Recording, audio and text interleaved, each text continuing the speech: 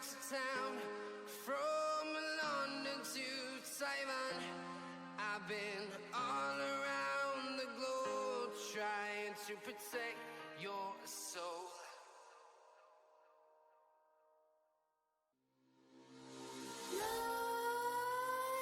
Nightmares creep while you and me repeat. This bittersweet heat is suffocating. I'm waiting and always hesitating.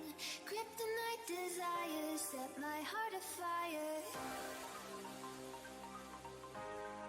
Heart on fire.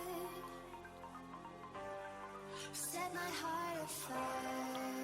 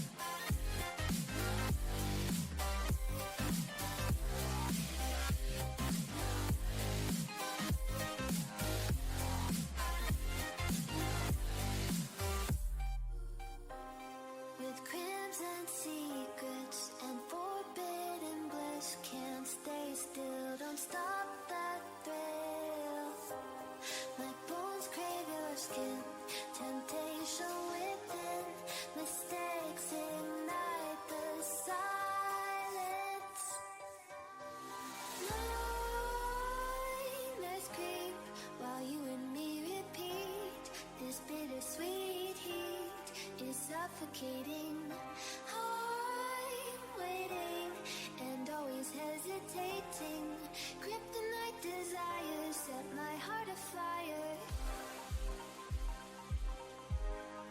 Heart on fire. Set my heart afire.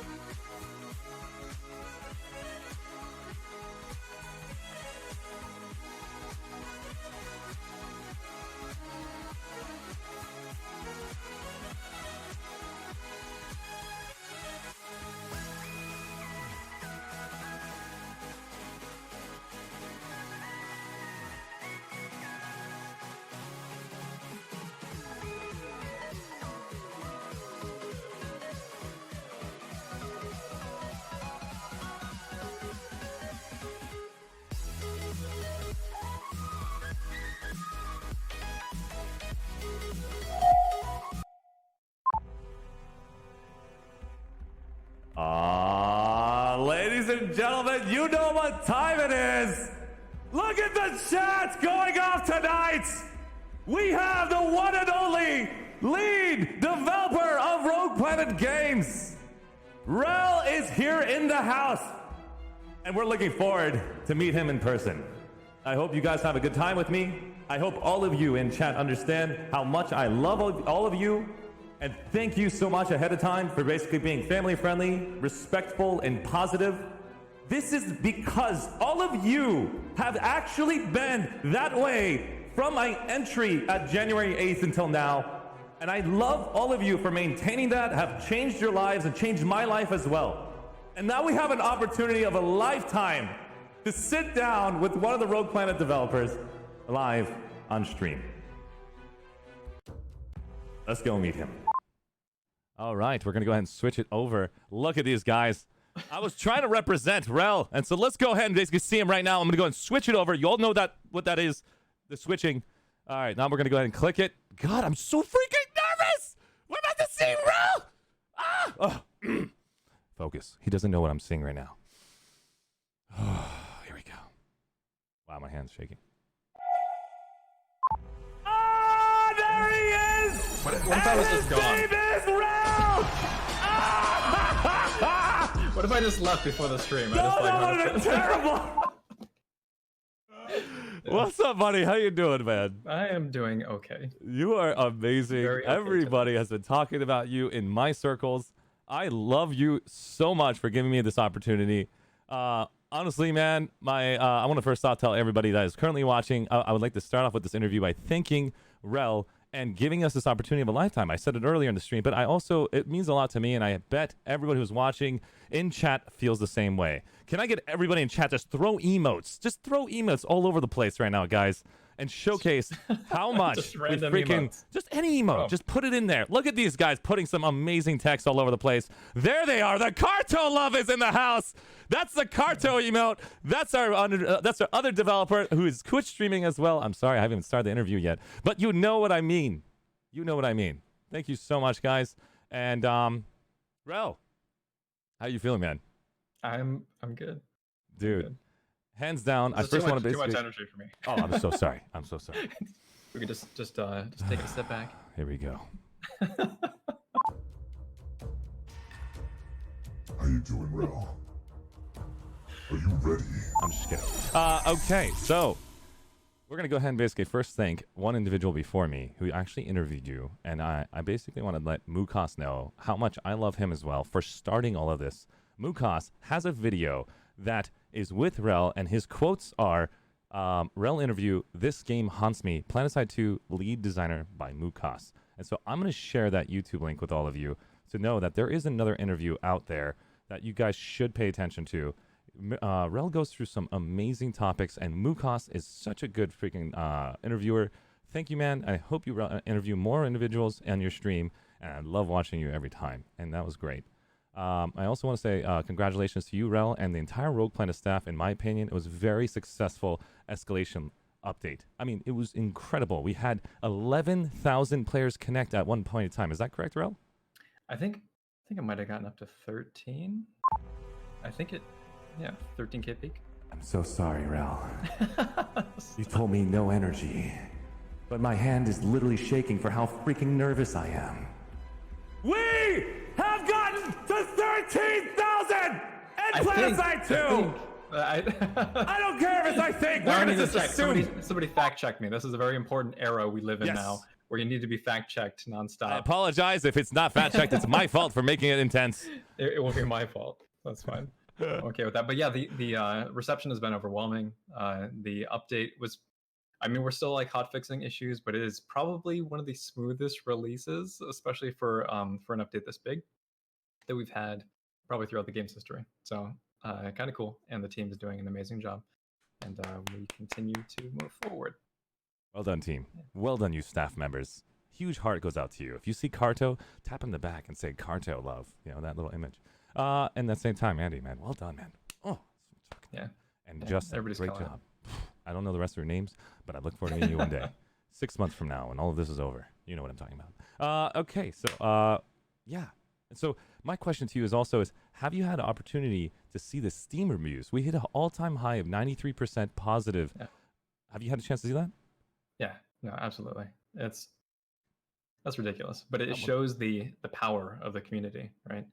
And community figureheads like yourself and Dr. Moneypants is very helpful and kind of motivating that change. And the community was like super excited. Everybody was hyped, and that's I think that people don't quite realize how important those reviews are. But now they should, right? Like when you get very positive, that's when you get to the tops of the like the trending and we're top MMORPGs. Maybe that right is now? it. Is that it? Okay. He just said it again. We're gonna quote him on that. Fact check. I'm just kidding. I know it's effective. Please, I've seen it myself on Steam. Yeah. It is the top-rated game. I'm gonna go ahead and show you live on this entire chart. It has changed right now, guys. The 30 days has passed. We're at 91%, but we should still be. I know we went down by 2% because all of you are so amazing. We're gonna start over and do this again. Dr. Moneypants, 1 second. Let me make sure. Dr. Moneypants, when you get a chance, come to my office. We're going to basically talk about the next strategy to bring it up to 95%. Thank you. Just make sure he's going to come to my office in just a minute here. Sorry about that, Doctor. Give me a second. I'm getting another message real quick in my ear. Okay. That makes total sense. Okay, so we're going to go ahead and switch the screen, and we're going to show you the actual percentage now. And you can see it's still overwhelmingly positive. At least we have a record of it on the stream. And I hope I'm doing a good job of switching that.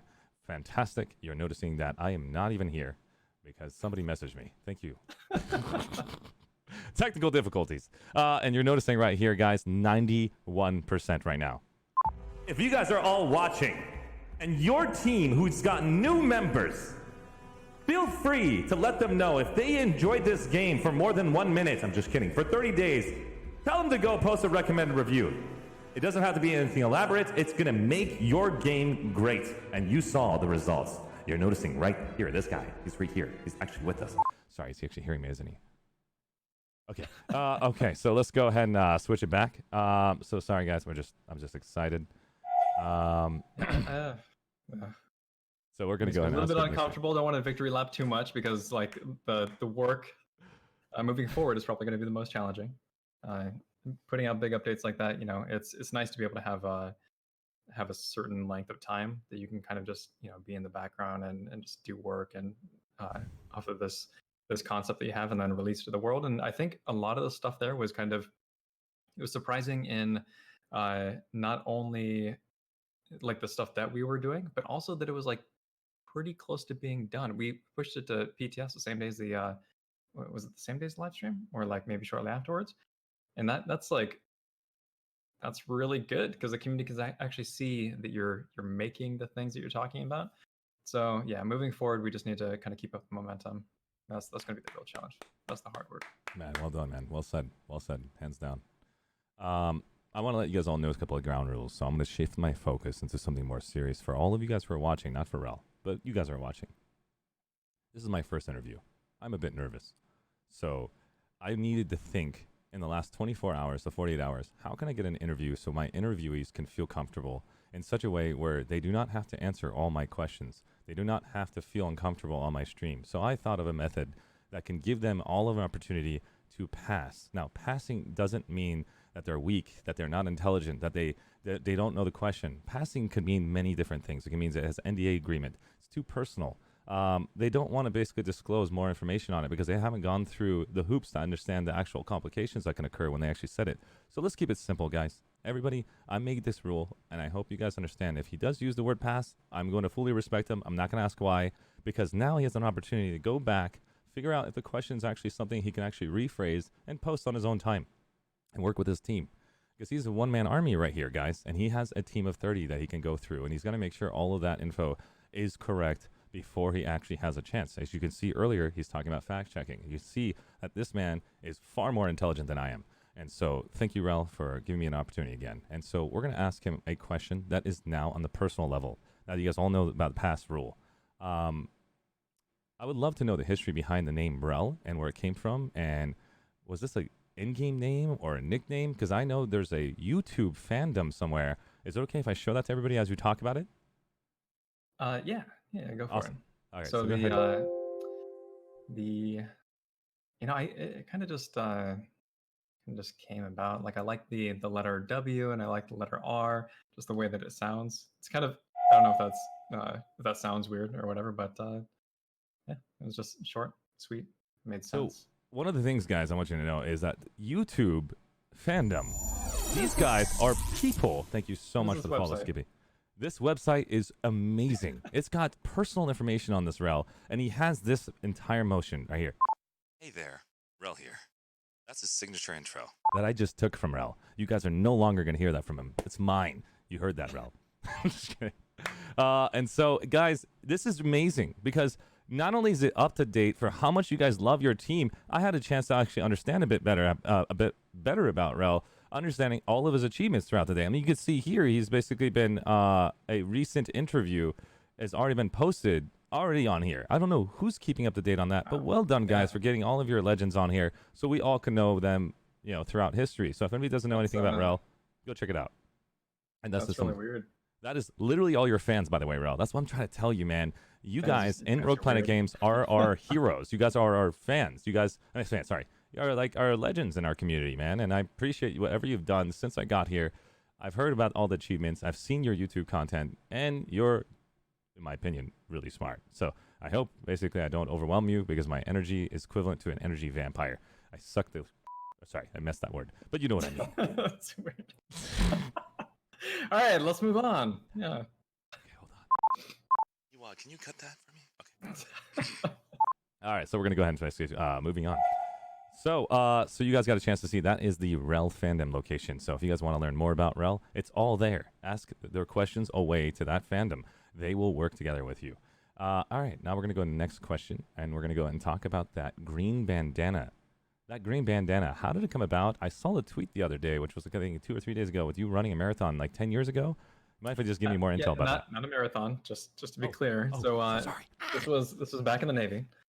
We every week we had fun runs.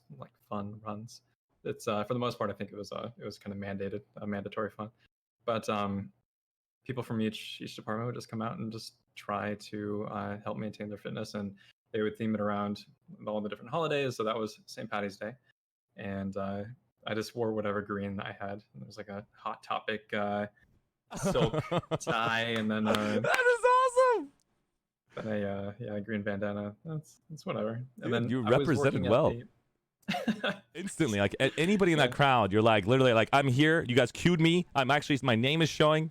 Yeah, you basically. I used to wear bandanas a lot back when, well, in the high school era, but yeah, didn't get too many chances in the Navy. So No worries. Hopefully, one of these days when we get a chance to have Planetside 2 bring out some merch, and we can work with them around you. Of course, we're gonna get some bandanas with the Wrel name on it and all that some fancy schmancy stuff, so you can get a percentage of that cut. It would be amazing to see how many people are running around with a Wrel bandana. I could see it right now, just like a straight up decal on the side of their head. They can probably right now go and like put an ingrained little tattoo here if they want. Actually, don't do that. Please don't do that. Cut that out again. But that is awesome, guys. I just sent you the link again, guys, in chat. Thank you guys for being so freaking cool in chat. I've been paying attention a little bit here and there on the chat. It is going off the hook. So thanks, guys, for being so super cool. I have another question for you guys. It's a little serious because I think it's, my God, I think it's a little important to bring this up because I want to know more about this topic before we start going to all the outfits and all the content creators who have asked questions. Thank you so much for the follow, Mega, for that, man. I appreciate it. Let's go and move this chat down to here. All right, so this is how intense is it right now at Rogue Planet Games since the Reddit post of the coronavirus that started? is that the full question? Yeah, I'm by the way, keep bringing up the Google post right now. It's not showing up. This is not fair. Okay, so yeah, the full question is right now that the coronavirus is basically affecting all of Orange County. It's in California, guys. They have set a mandate stop for all work businesses in the area. And that means that if it's not a restaurant, if it's not something that you have to physically see each other, that mandate might go out to their studio very soon. And so that's in San Diego. And so I don't know when they're going to get that mandate, but we saw a message from Andy. I'm going to go ahead and share that with everyone here. Here is that message, guys. And we're going to switch the screen again to show you guys personally the message from Andy. So that means they're going to continue working on the game, and the productivity level is going to go down. And the reason why productivity is going to go down, I'm going to assume this, Wrel, I need you to clarify when I get finished, is the hands-on eye contact on the screen is incredible feedback in a timely manner. Now these guys have a chance just to one-on-one FaceTime. Then they have to click, show their screen, and then they can't physically point where they want that individual to do specific activities. This is the dumbed-down version of it. I'm going to let Wrel fill you in on the rest of that. Wrel, do you see where I'm going with the question? Yeah.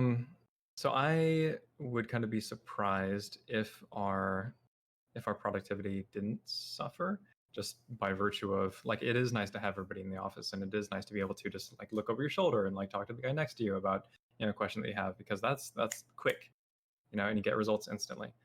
But when you're kind of disconnected, which right now we have, the company's been fairly proactive at getting everybody like set up with their work from home like rigs, or VPN access and all that sort of thing, so that we can all kind of stay safe and work remotely. And I think that this style of work that we do is it's conducive to that. But I would be surprised if productivity didn't suffer. We're still kind of coming up with ways to work best, like between us, just to make sure that everybody stays in constant communication, and that we all kind of just know what step everybody is in the process of what they're working on, and if there's any hangups and that sort of thing. So it's I think there's going to be a little bit of a learning curve. This is certainly I shouldn't say my first time working from home, but I think it'll be my first time with an entire team that is working from home. Usually I have some pretty good access to just all the team members. So it'll be different. But I think Bungie actually put out an article because they transitioned to work from home a while ago, since they're up in Seattle. And do you know what the message said, or now it's something similar to what Andy said? It's pretty long. Wow. But they're talking about, like, they're trying to promote that as a practice and that sort of thing. Yeah, it's worth looking it up. Not now, but I don't know, having basically companies be proactive for this sort of thing it's kind of it's extremely important, man, guys. This is I had a video earlier. I'm not advertising myself. Obviously, I'm on my own stream.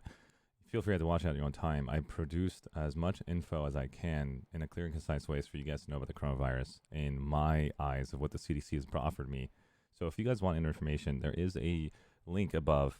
You can go to the videos tab, and it'll say, let's talk about the coronavirus. It's a little sensitive subject. And I went over all those details for you guys. So I hope you guys can watch that and learn everything you can on how to stay safe, because I truly would love to see you guys in the community and not to be depressed because the people around you have lost loved ones. I'm not talking about you guys. You guys will be fine if you guys don't have those pre-existing conditions that were labeled above on the CDC. And so it's a tough subject to go through. And I know we're all going to have a hard time, but I'm going to be here with you guys. You can DM me anytime. I'm doing this full time. And so I want to let you guys know I truly care, and I'll do what I can as one single human being, is one human basically as possible.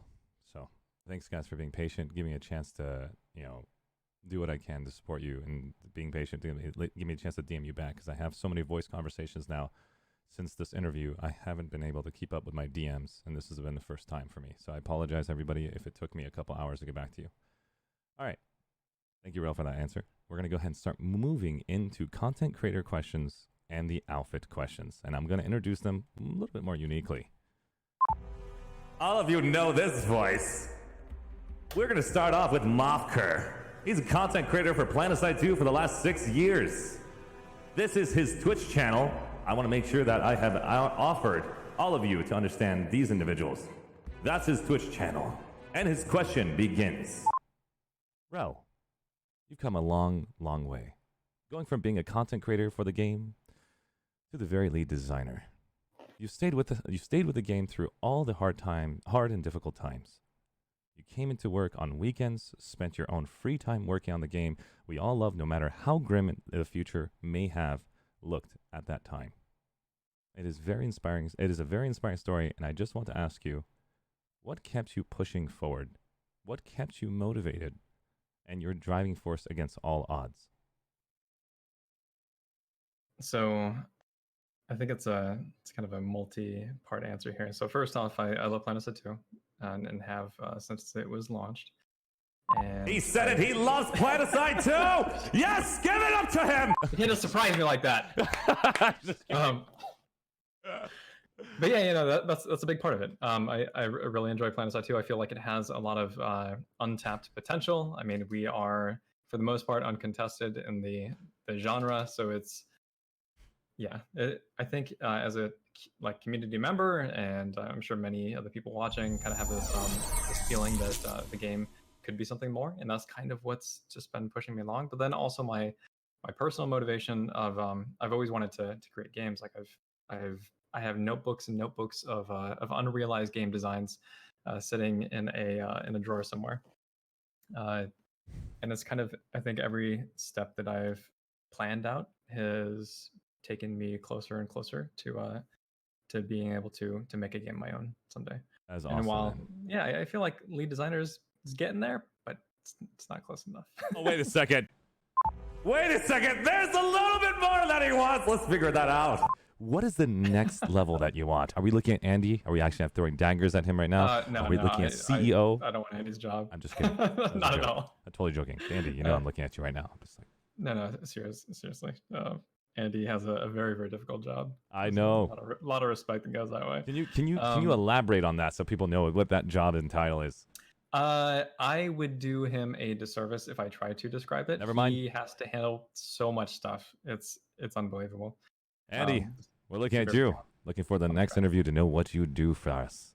We want to know what you eat. Why do you sleep? I'm just kidding. That's kind of creepy.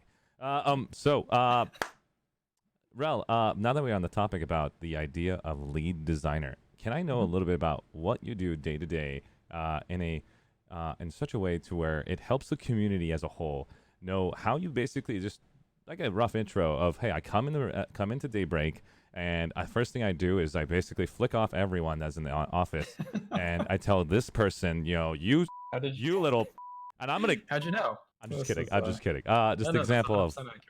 Yeah, semi-accurate. and then what I saw, I'm going to tell you what I saw, and I would love to know more about that. I got a chance to come into Daybreak Games personally, and I sat down with my my partner, a COO. When I say partner, I'm talking about like tag team. Like Jesus Christ, what am I talking about? He is my best friend from basically high school, and I can't say enough how much he supported me in every single way. And so thank you, buddy. I appreciate it.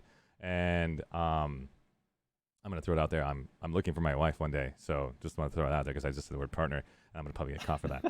And so, sorry about that, man. I apologize, Patrick. So, long story short, we basically showed up to Daybreak Games, and when we showed up, we were greeted by Justin. There is an Instagram entire intro to this, guys, and so there's all the photos for you, and there is an entire YouTube series of what we've done. And so, I mean, not YouTube. Jesus Christ, Arshee, you can do better than this. Here is the ArsheeTV Instagram. Check out the photos of Wrel and the entire staff, and we're cheersing them. We're saying thank you to Rogue Planet Games. Those were you guys, and those were the champagne glasses from you guys in the PS2 community. And Commander Series also basically offers some support with the hamster feed and the gift cards that we basically both split and gave to all of them as well. And so you'll see Andy did tweet towards us, and it was very, very cool that they were able to take that that gift from us. And so thank you guys for not saying you can't drink on the job. No, that was super cool. Yeah, awesome. No, we really appreciate that. Awesome. Thank you, man. I was nervous about that. I didn't know if you could do it or not. I was like, I don't know much about him. Oh my god. You get it. Thank you guys. And so there's the Instagram, guys. Check out the pictures. You'll see who Andy is. You'll see who Justin is, and you'll see how ripped he is. And you'll see Karto. Take off the jacket. Just kidding. The jacket's fantastic. And let's go on to the next question. Thank you so much for answering Mofker's question. Mofker, thank you so much. He's a Twitch streamer. Get a chance to go see him. Like him.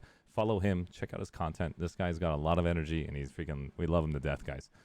Make sure you guys love your content creators, because they're the ones that advertise for this damn game. Don't be, Okay. So let's go next person. I'm going to introduce him again. Commander Sirius is next. I used to call him Cyrus, but I corrected myself. Woo! He's been a content creator for for Planetside 2 for 6 years. His website is cmdrserious.com. We're gonna go ahead and showcase that right now on the chat. And his question, Wrel, do you like being on the community/content creation side or the development side of the gaming industry more, or would you like to have been done both? I like to make games. I want to make games. That's really that's kind of got me here, is just that desire. And when did that desire begin? Oh, when it I was like a kid. 5 years old, 1 year old? Like, was it your father? No, was it was something like your best friend made a game and you're just looking at him like, you give me that ability? Yeah, I mean, yeah, I don't really have a good, like, I can't pinpoint a good spot in my life. There wasn't like suddenly a realization. It was just like, I need to make games, you know? It's, I mean, that's yeah. makes sense. No, I mean, yeah, I don't know. I've just been doing it for as long as I can remember. So my question is, when you had the opportunity to start the YouTube, and that began, was your intention of YouTube to one day use that as a resume? Because that's basically one of the simple techniques now in 2020 that I'm doing. That's the reason why I'm doing Twitch, because I don't want to go through the acting route and have to go through that climbing journey and being away from my family for 24 hours a day, 7 days a week. So I've done Twitch because it's given me this opportunity of a lifetime. I got this guy over here. High five. Okay, sorry. Oh yeah, we're doing it! We're doing it! That was awesome! Yes, look at that, guys. I love Wrel. Okay, sorry. Man of Serious, you're awesome. Thank you so much for that question. I had to make sure I bring the energy down so that way I don't make him run away. Wilhelm Caster is going to be next, guys. Wilhelm Caster of the 666. The Devil Dogs on Connery, US West. Faction, the new conglomerate. This is a combo question with Faber 1. Content creator since 2018 for Planetside 2. We're going to go ahead and showcase both their questions at once because it's very similar. There's the YouTube link for Faber 1. Please stop by and give him a like and subscribe because this man does a ton of work for you. Please like the damn videos you watch for Planetside 2. It helps with advertisement. We'll talk more about that later. If you do like your game. If you don't like your game, don't anything. He's got a cool aesthetic too. Yes. I like Faber 1 stuff. I know, right? He's style. like the best dressed man of Planetside 2 in 2020. And I saw him not wear one of the outfits with the suspenders. Man, I was so angry with him. I was like, you little... I was like... You do that again, Faber 1. I will challenge you and take the spotlight. Just kidding. Faber 1, you're basically well done. Well dressed. And also I like your drop pockets. Here's a question. Okay, here we go. There seems to be a focus on reinforcing an MMO's aspect to PS2. What is planned as the next phase of improvement into Planetside 2, and will we see a continuation of the lore, and we'll have a deeper understanding of why we're fighting on Araxis, Sanctuary, Beyond, and why? Hold on, I have one more question. And this is that was from Wilhelm Caster 666 group, and here's the other one from Faber 1. Planetside has been around for a long time now, and during that time, some lore has been written regarding the war on Araxis. We have had more story-driven events in the past, EverQuest Anniversary, for example. Are we going to get anything similar in the future to introduce some more players to this interesting background story of why we're actually fighting? So they're very similar. Lore, your answer. Yeah. So lore, yes, you'll certainly see more. I think we're going to try to interlace it into everything that we do.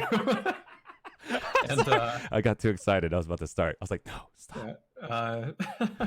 And there's actually going to be some systems, or at least one system that is kind of that takes it and kind of runs with it. I'm not going to speak on that yet, but yeah, lore's an important part. I think it's been kind of neglected in Planetside 2, and people will quite frequently they'll say like, why focus on lore when this is a first-person shooter and whatever. But it's not something that I think necessarily that you need to focus on. I think it's something that you help surround the game with, like it just helps raise the immersion level. Can I finish that statement on that part? Yeah. I want you guys to understand what lore means to me and what it can do after, of course, everything has been patched up and looking more beautiful. You know what I'm talking about. When they polish everything else. The reason why lore is at the level of legendary, if it's done right, is it not only gives you an opportunity to bring energy in, like what Radlock did in that Connery video. I literally almost teared inside, feeling his words was super powerful. That's and good stuff. It was incredible. And I'm like, you know what? Yeah, we can't do that. You guys know the video.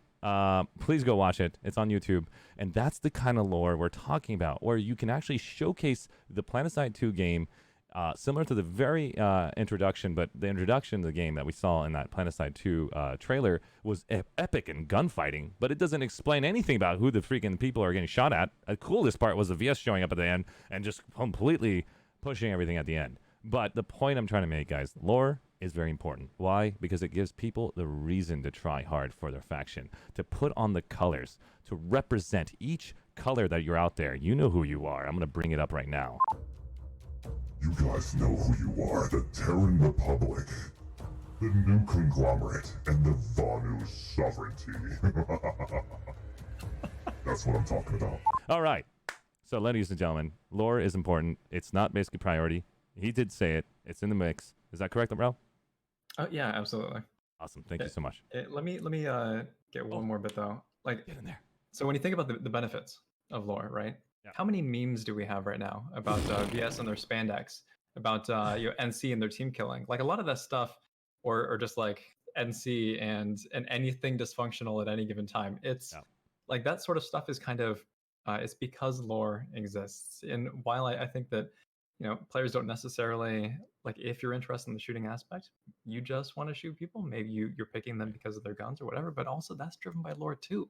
So it all matters in little ways that you don't necessarily appreciate, but they're always there. You're right. And so I have some pieces here, guys. If you guys know who Dim Giant is on Connery NC with Liver Raccoon, she makes some extremely funny cartoons, guys.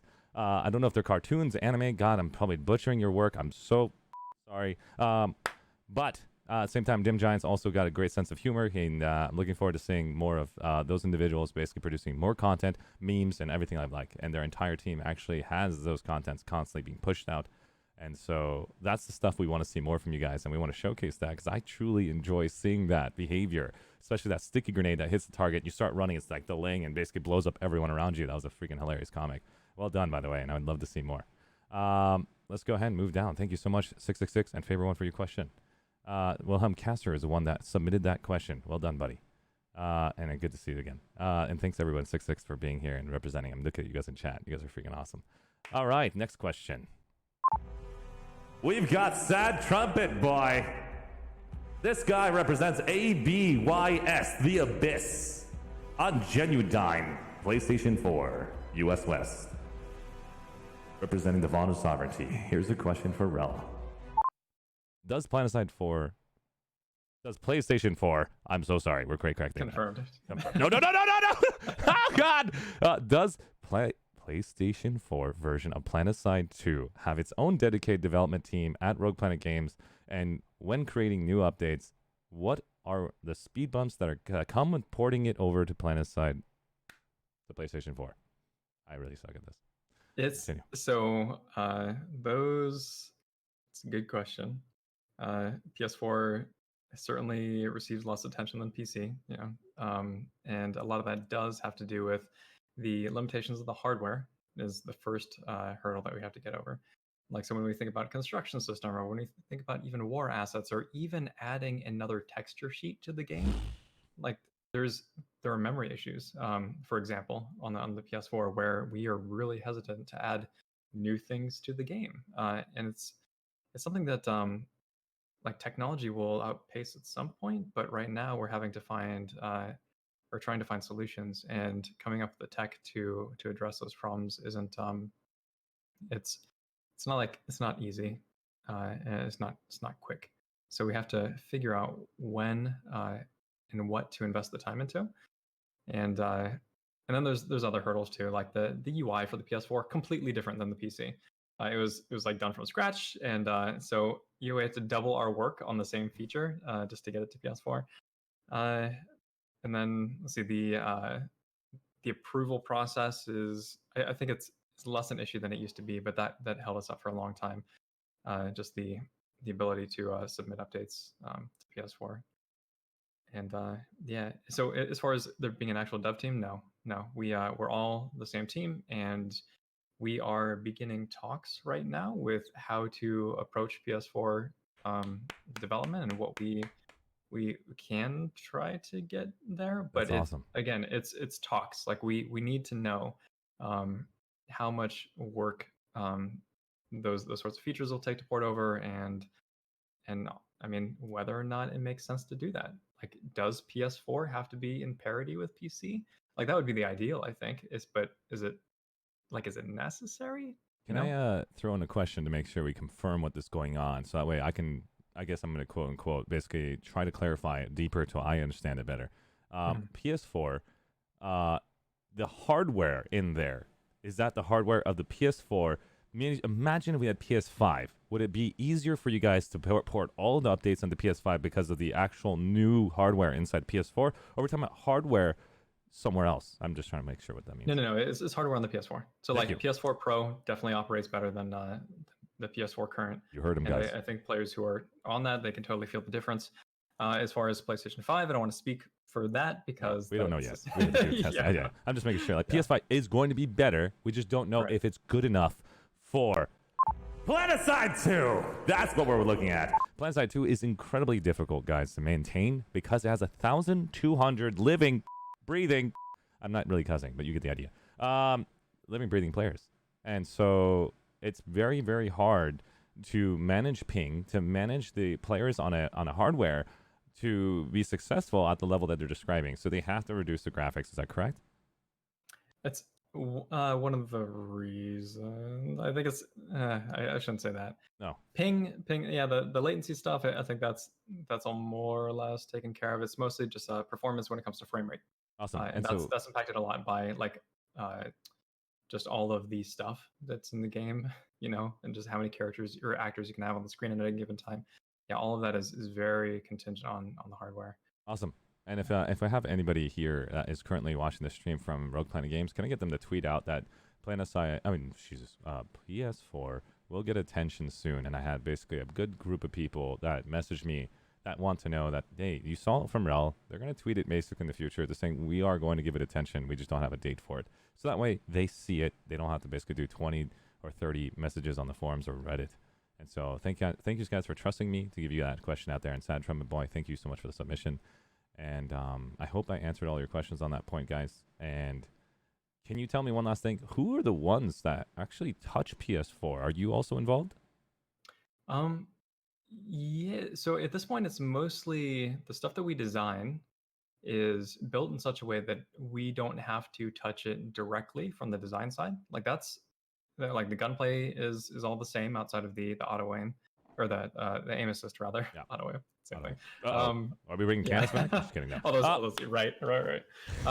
And the biggest part is just it's the UI, and then the code base is more or less kept in parity nowadays. So I don't think that that there are huge issues there. So a lot of it comes down to UI, and then the restrictions of the platform itself. Awesome. Thank you so much. And I see some people trying to post links. I just want to let you guys know that it was done when I first started on Twitch. I had someone basically post some not safe for work links to people, and was caught by my family. And I no longer want links to show up from anybody else, because I embarrassed myself in front of my family because those links were actually provided on the chat. So thanks, guys, basically for respecting the fact that there's no links available to post. So if you guys want me to actually give a link out, feel free to... very difficult to basically get those links out. So if you guys want to do those links, please hop into Discord and use the general PS2 section to post links and let everyone in this Discord hop in there and have conversations. Go to the streaming live channel, join Wilhelm Caster, join the rest of your team over there, and actually talk about what we're talking about. Thank you so much for the follow, guys. I appreciate it, and I hope I answered your question. Sad Trumpet Boy, heart goes out to you, man, and your team, man. I hope you guys will have a beautiful game coming out to you guys in the near future, and it is a fun one, and I know you guys are having a great time. I just want more, and I agree, more will come soon. Let's go get the next one. Thank you guys so much for the follow. You guys are freaking amazing. Here's the next one. Ladies and gentlemen, I'm looking forward to introduce this man. When I first started streaming, this guy introduced me to some players that I was looking forward to finding. Slatter 1. Outfit. DPSO. Dropping purple smoke. If you ever drop orange smoke or green, I'm coming after you. Do you look... Just kidding. Server Connery. Faction. Vonu Sovereignty. This is a co-question with another player submitted by Lude. His outfit. Somehow he's got 3 of them. He's representing Fui, Gobs, and Fiji. They stand for Goblin Tribe, Jumpers, and Juice. God, you've got lots of juice over there. They represent all 3 factions, the TR, the NC, and the VS simultaneously. Their question will be deep down in this subject. We're going to go deep into depth about the outfit wars to make sure I clarify every step of the way because I had too many questions about it, and we're just going to make sure you all are on board with this. This is a question about outfit wars. So, ladies and gentlemen, this is the link that has all the details about times, about everything you need to know. So if you don't take that link now and you want to find it in chat, it will be very hard. Take the link now, hold it on the side. Ladies and gentlemen, Outfit Wars has gone through extensive pre-alpha playtesting thanks to the PS2 community leaders and volunteers. That means you guys, and I'm going to make sure you know who you are. You guys in the Planetside 2 community have helped the leadership of RPG without signing an NDA agreement. You know who you are. Represent it in chat. Put up some freaking emojis. You guys are epic. You guys didn't say a single word. You kept it so respectful amongst the 2 of us to show that we will not give away that intel about Bastion, fleet carriers, and war assets. And you guys kept helping the RPG staff for free on your own time to get the game of a lifetime to come out. And this update was a great contribution thanks to you guys in the PS2 community. And you know how much I freaking love you guys. Well done. And so we're going to continue talking about it. It is insane that they did not spill the beans. Like I can't believe it. I think I have like a lower than average faith in humanity. You're going to basically be best friends with all of us soon, buddy. We're going to hug the living out of you, buddy. Sorry. But this was like maybe I should reevaluate my perceptions. It's just the ability to keep their mouth shut. Wow. Like no repercussions, no punishment, anything like that. It was good. It was really good stuff. You guys heard him. Just say it live. I was preaching about this. All of you, big positive, big respectful, and of course family friendly in my channel. I love you. You know that. Okay, sorry. I'm too excited. Wrel, thank you so much for telling everybody that. It's extremely important for people to know what you guys have to go through and what you guys have in your little pillbox of work, because you guys don't have the opportunity to reach out to the community because time is not available to you guys. And I know I'm taking too much of your time right now for this interview, but it's extremely important to the community that I've actually reached out to, and you guys are freaking amazing. Thank you so much, Wrel, for basically giving us this opportunity. I know your time is precious. I'm sorry. Okay, so anyways, he basically says after there, thanks to the PS2 community leaders and volunteers, but we fully intend to continue tuning, balancing, and iterating based off community feedback during this initial pre-season.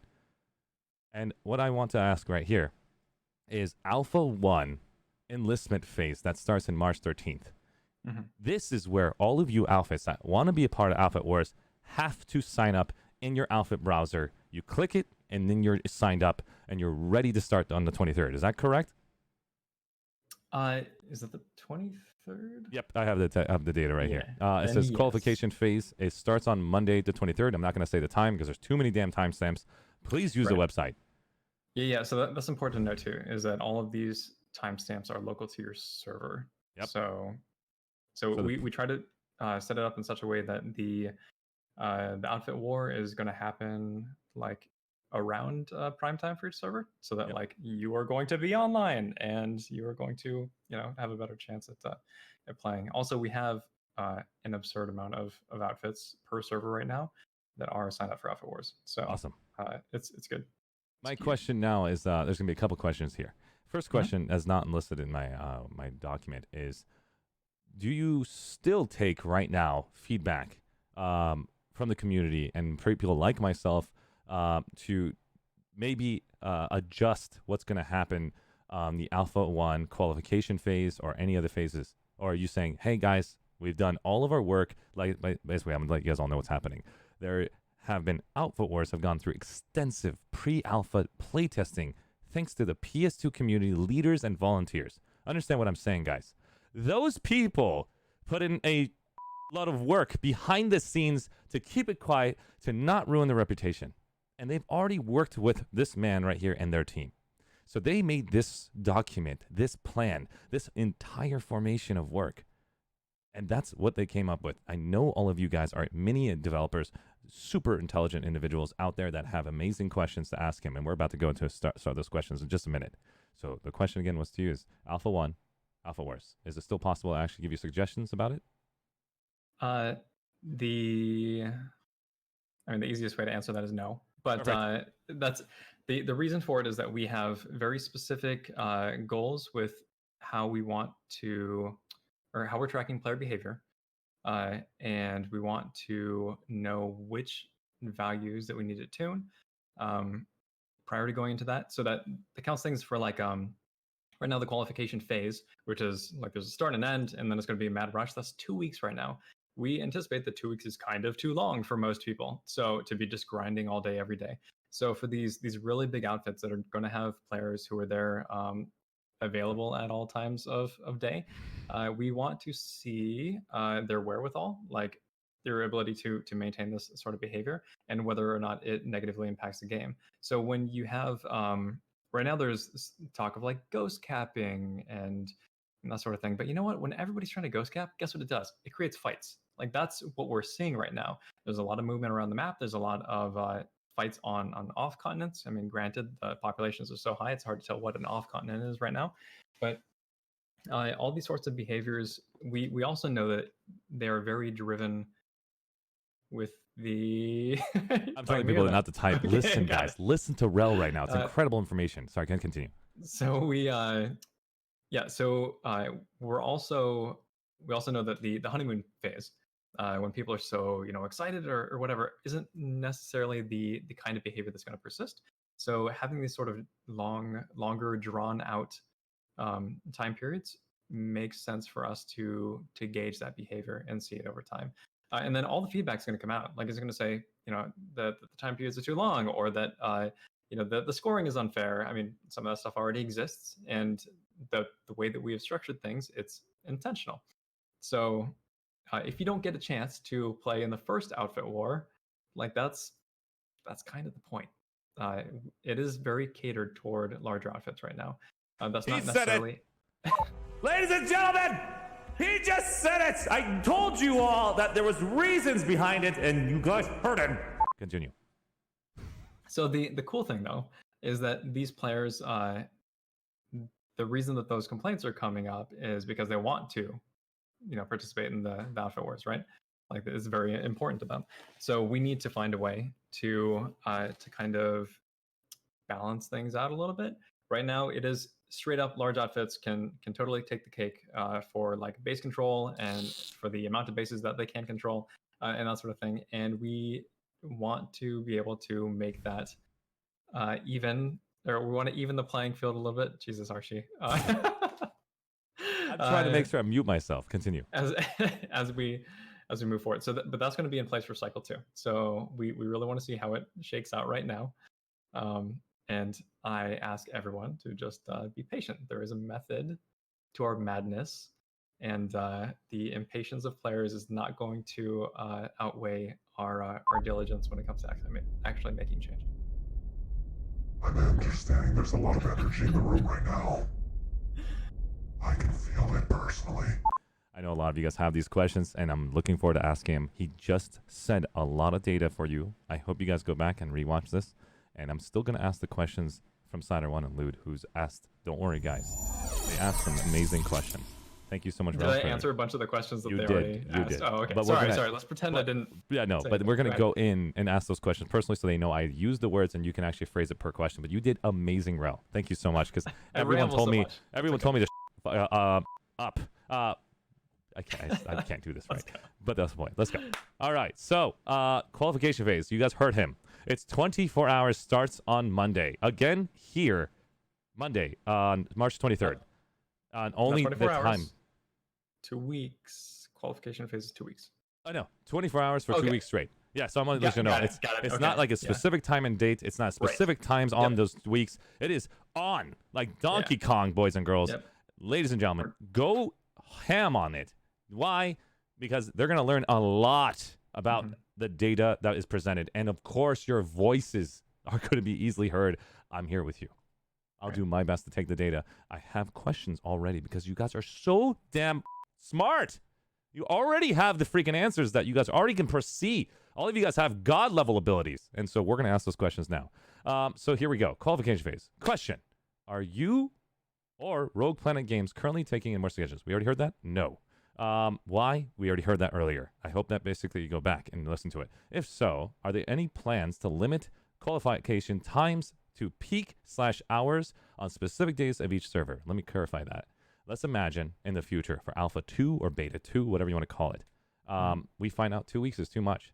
And everyone screams at you on Reddit. And this, I guess somebody told me they're called salt mites. I have some work for you. This gets rid of salt mites. It's fantastic, guys. It's a product that I actually been sponsored by. Never mind. So the point I'm trying to make is, are you willing to turn it into a limited qualifier time / peak hours per server in the future to where it's like other games I played, like Lineage 2, where it was a castle siege for 2 hours in the afternoon and 2 hours in the morning. And that's on Fridays and Saturdays. And that's it. That's the qualification period. You show up either in the morning and the afternoon on your server to get points on both sides, or you show up just one time because you don't have the opportunity. So willing, absolutely. Right now, obviously not the case. No, I mean, no. like you said, it's just go, and that means at balls o'clock in the morning, you're getting all the same points that you would be during peak, during prime time. So yes, the goal for us is it's important to I don't know if these questions are gonna come up later. I don't want to. No worries. Okay, so just fine. Okay. He said agreed. Thank you so much, Wrel. You're doing great. I'm freaking out. All right, so questions. I'm trying so hard not to talk. I know, you're doing great, dude. That's fantastic. All right, question. It's hard to convince my friends to enjoy smaller group play here since this update will prevent us from participating in Alpha Wars. He said it. I'm just going to tell you. He said it. He said he's focusing. He knows it's going to be for large outfits in the first outfit war. Now, in my opinion, just as my opinion, guys, you guys can take it or leave it. It's called Outfit Wars Alpha 1. It's not called Outfit Wars Who's the Best of freaking Planetside 2. It's called Alpha 1. I don't feel like if you guys won the Alpha 1 tournament, you are considered, quote unquote, the best in the world. No, this is a helpful introduction to the legitimate competition levels that we want to get to one day. And so I hope I answered your question. Is that correct, Wrel? Oh, yeah, no, absolutely. And okay, so here's a fun fact. Alpha, yes. And whether or not we're going to have like additional alphas after this, we'll see how well we nail the changes. Oh, and one of the things that we want to do is have a sort of champions bracket. So it's not just like, hey, you won once and then you are the best in Planetside 2. Maybe it's like you got like first and second, or like first and maybe you're in the bronze bracket sometimes or whatever, but it's all attributing points to a larger scale or larger scoring period that will end in a true battle of the best outfits toward the end of the year. Right now it's slated for December, but honestly we're kind of behind schedule, so I guess we'll have to see. Awesome. Thank you so much for that answer. I have a question for you. This is another. This is not written. A suggestion from my point of view to help out the small fits. Yes. If they go to bronze rank and they make it with a new system, and they win the bronze rank tournament, can the bronze people who won go automatically be signed up for silver for the next tournament, and those who won in silver automatically be signed up out of the 3 faction who won to go to gold, so they don't have to grind their butts off to be ranked into gold? Is there a chance we can actually give the small fits a chance to just get qualified into the ranking system, so that way they know they're pre-qualified because they won the bronze league and they won the silver league? It's an interesting idea. I have a feeling that what would happen with that is that you would see it would just be the same outfits over and over, which is not something that we're looking. Oh no! As soon as you for win the right gold now. league, you have to restart again. You start over, right? Yeah. That means you're going to yeah. get a chance to ever see a bronze league member who's never got a chance to stand up to the top of the league, and now he has the opportunity to go there because StarCraft 2 does a really cool thing. Or you're talking about players who are deliberately gimping their score so that they can end up in bronze, so that they get the free pass and they don't need to. The only way they can do this is turn off the freaking score system. They'll never know. To like try different fights, to change their behavior. It's just tricky. We got to try it. It's called Alpha 2, Beta 2, whatever that is. Just keep trying until you find the best system. Is very interesting, though. Yeah. Thank you guys for that. Basically brought that idea. You know who you are. Okay, the next part. Haven't found 48 players who are like-minded like me. Respect level of infantry focus play. Ken and calls out. We request a run. Okay, that doesn't matter. Any plans to make Alpha Wars and resources more accessible to smaller, tight-knit infantry focus more accessible? Means that they're between 12 and 24 users, and they are very tight. Now we're talking about like so tight, spandex level tight. What is your thoughts on that? Okay, so an outfit needs some people, right? Like you have small outfits, and hey, guess what? Maybe the system is not really. You're not going to have all the fun toys that a large outfit has. But that being said, the way that outfit scoring works right now for capturing a base is that you players who are in the facility area, when they're earning experience, the combined experience of every outfit member in that facility area contributes to the overall score to capture the base, which means that outfits that have an absurd amount of players in the same region are more likely to capture the base. And that's something that we would like to change. I was actually under the impression until pretty recently that it was limited to the top 10 or top 12 outfit members, and the score would be accumulated just between them. But that's not the case. So so we're going to be making some changes that allow smaller outfits. Like so long as you have X amount of people here trying to capture the facility, it will you'll have the same shot as somebody who has like 1,000 people in the same facility. So awesome. Well done. Yeah. That was great. You just basically helped me calm the nerves of every small fit group out there, that it will be iterated, will be thought about for the next outfit war. So if you guys are a small fit, feel free to try to see if you can actually get to the actual bronze ranking. But clearly. Sorry. Go ahead, please. You're way more important than me. Yo, any word word coming out of your mouth is gold. Osprey posted a Reddit thread, which I'm sure you've seen, showing like the scores that are broken down between different outfits. And yes, he did. Yes. I do have that. So hard to be switched to that. And that like SKL just has like an absurd amount of score, 28,000 score. It's ridiculous. Versus everyone totally that's 1,800. Right. What surprises me though is that there's not there's actually some like mid-fit level outfits that are actually doing really well, and also some outfits that I didn't expect to be on there that are on there. So the system is kind of it's interesting right now. It's certainly weighted toward larger outfits, but I don't think we're necessarily that far off from finding a good balance. Cool. And so when you say that, we're not talking about currently with the system for Alpha 1 qualification phase. We're talking about the ideas for the next phase, correct? Right. Yep. Thank you. Just want to clarify that for everyone. Don't think that the Alpha 1 qualification phase is the close one. He did this on purpose. I've already told you guys that they had a community of people that spent more time than me, who's doing ArsheeTV 24 hours whenever I wake up. They did more time than me with the actual roleplay games. So they deserve a chance to at least try to see their system and what it did. And they did it for free, and this is what they came up with. And it looks like you guys are too smart, and you realize the Zerg fits are big fits, or small, large fits, the 5 platoon size based fits are going to get the gold rank.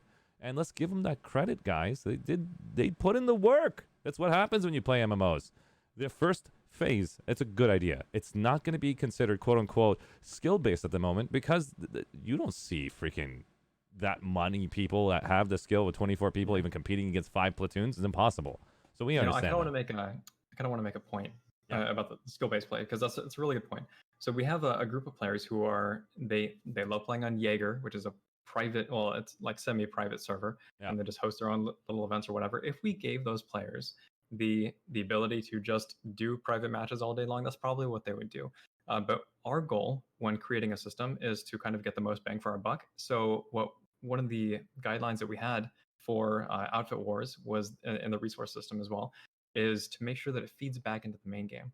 So like there's some thoughts that like, well, this is competitive scoring, we should really only be taking competitive metrics into play. But I think that if you kind of change your mindset a little bit, it's more like the outfits are all contributing to the main game, and this is kind of almost a reward. So it's I don't want to say it like it's straight up competitive. It's more like pseudo competitive. I have a question. Yeah. This is the question coming past, of course, what Lude and Slatter1 just described.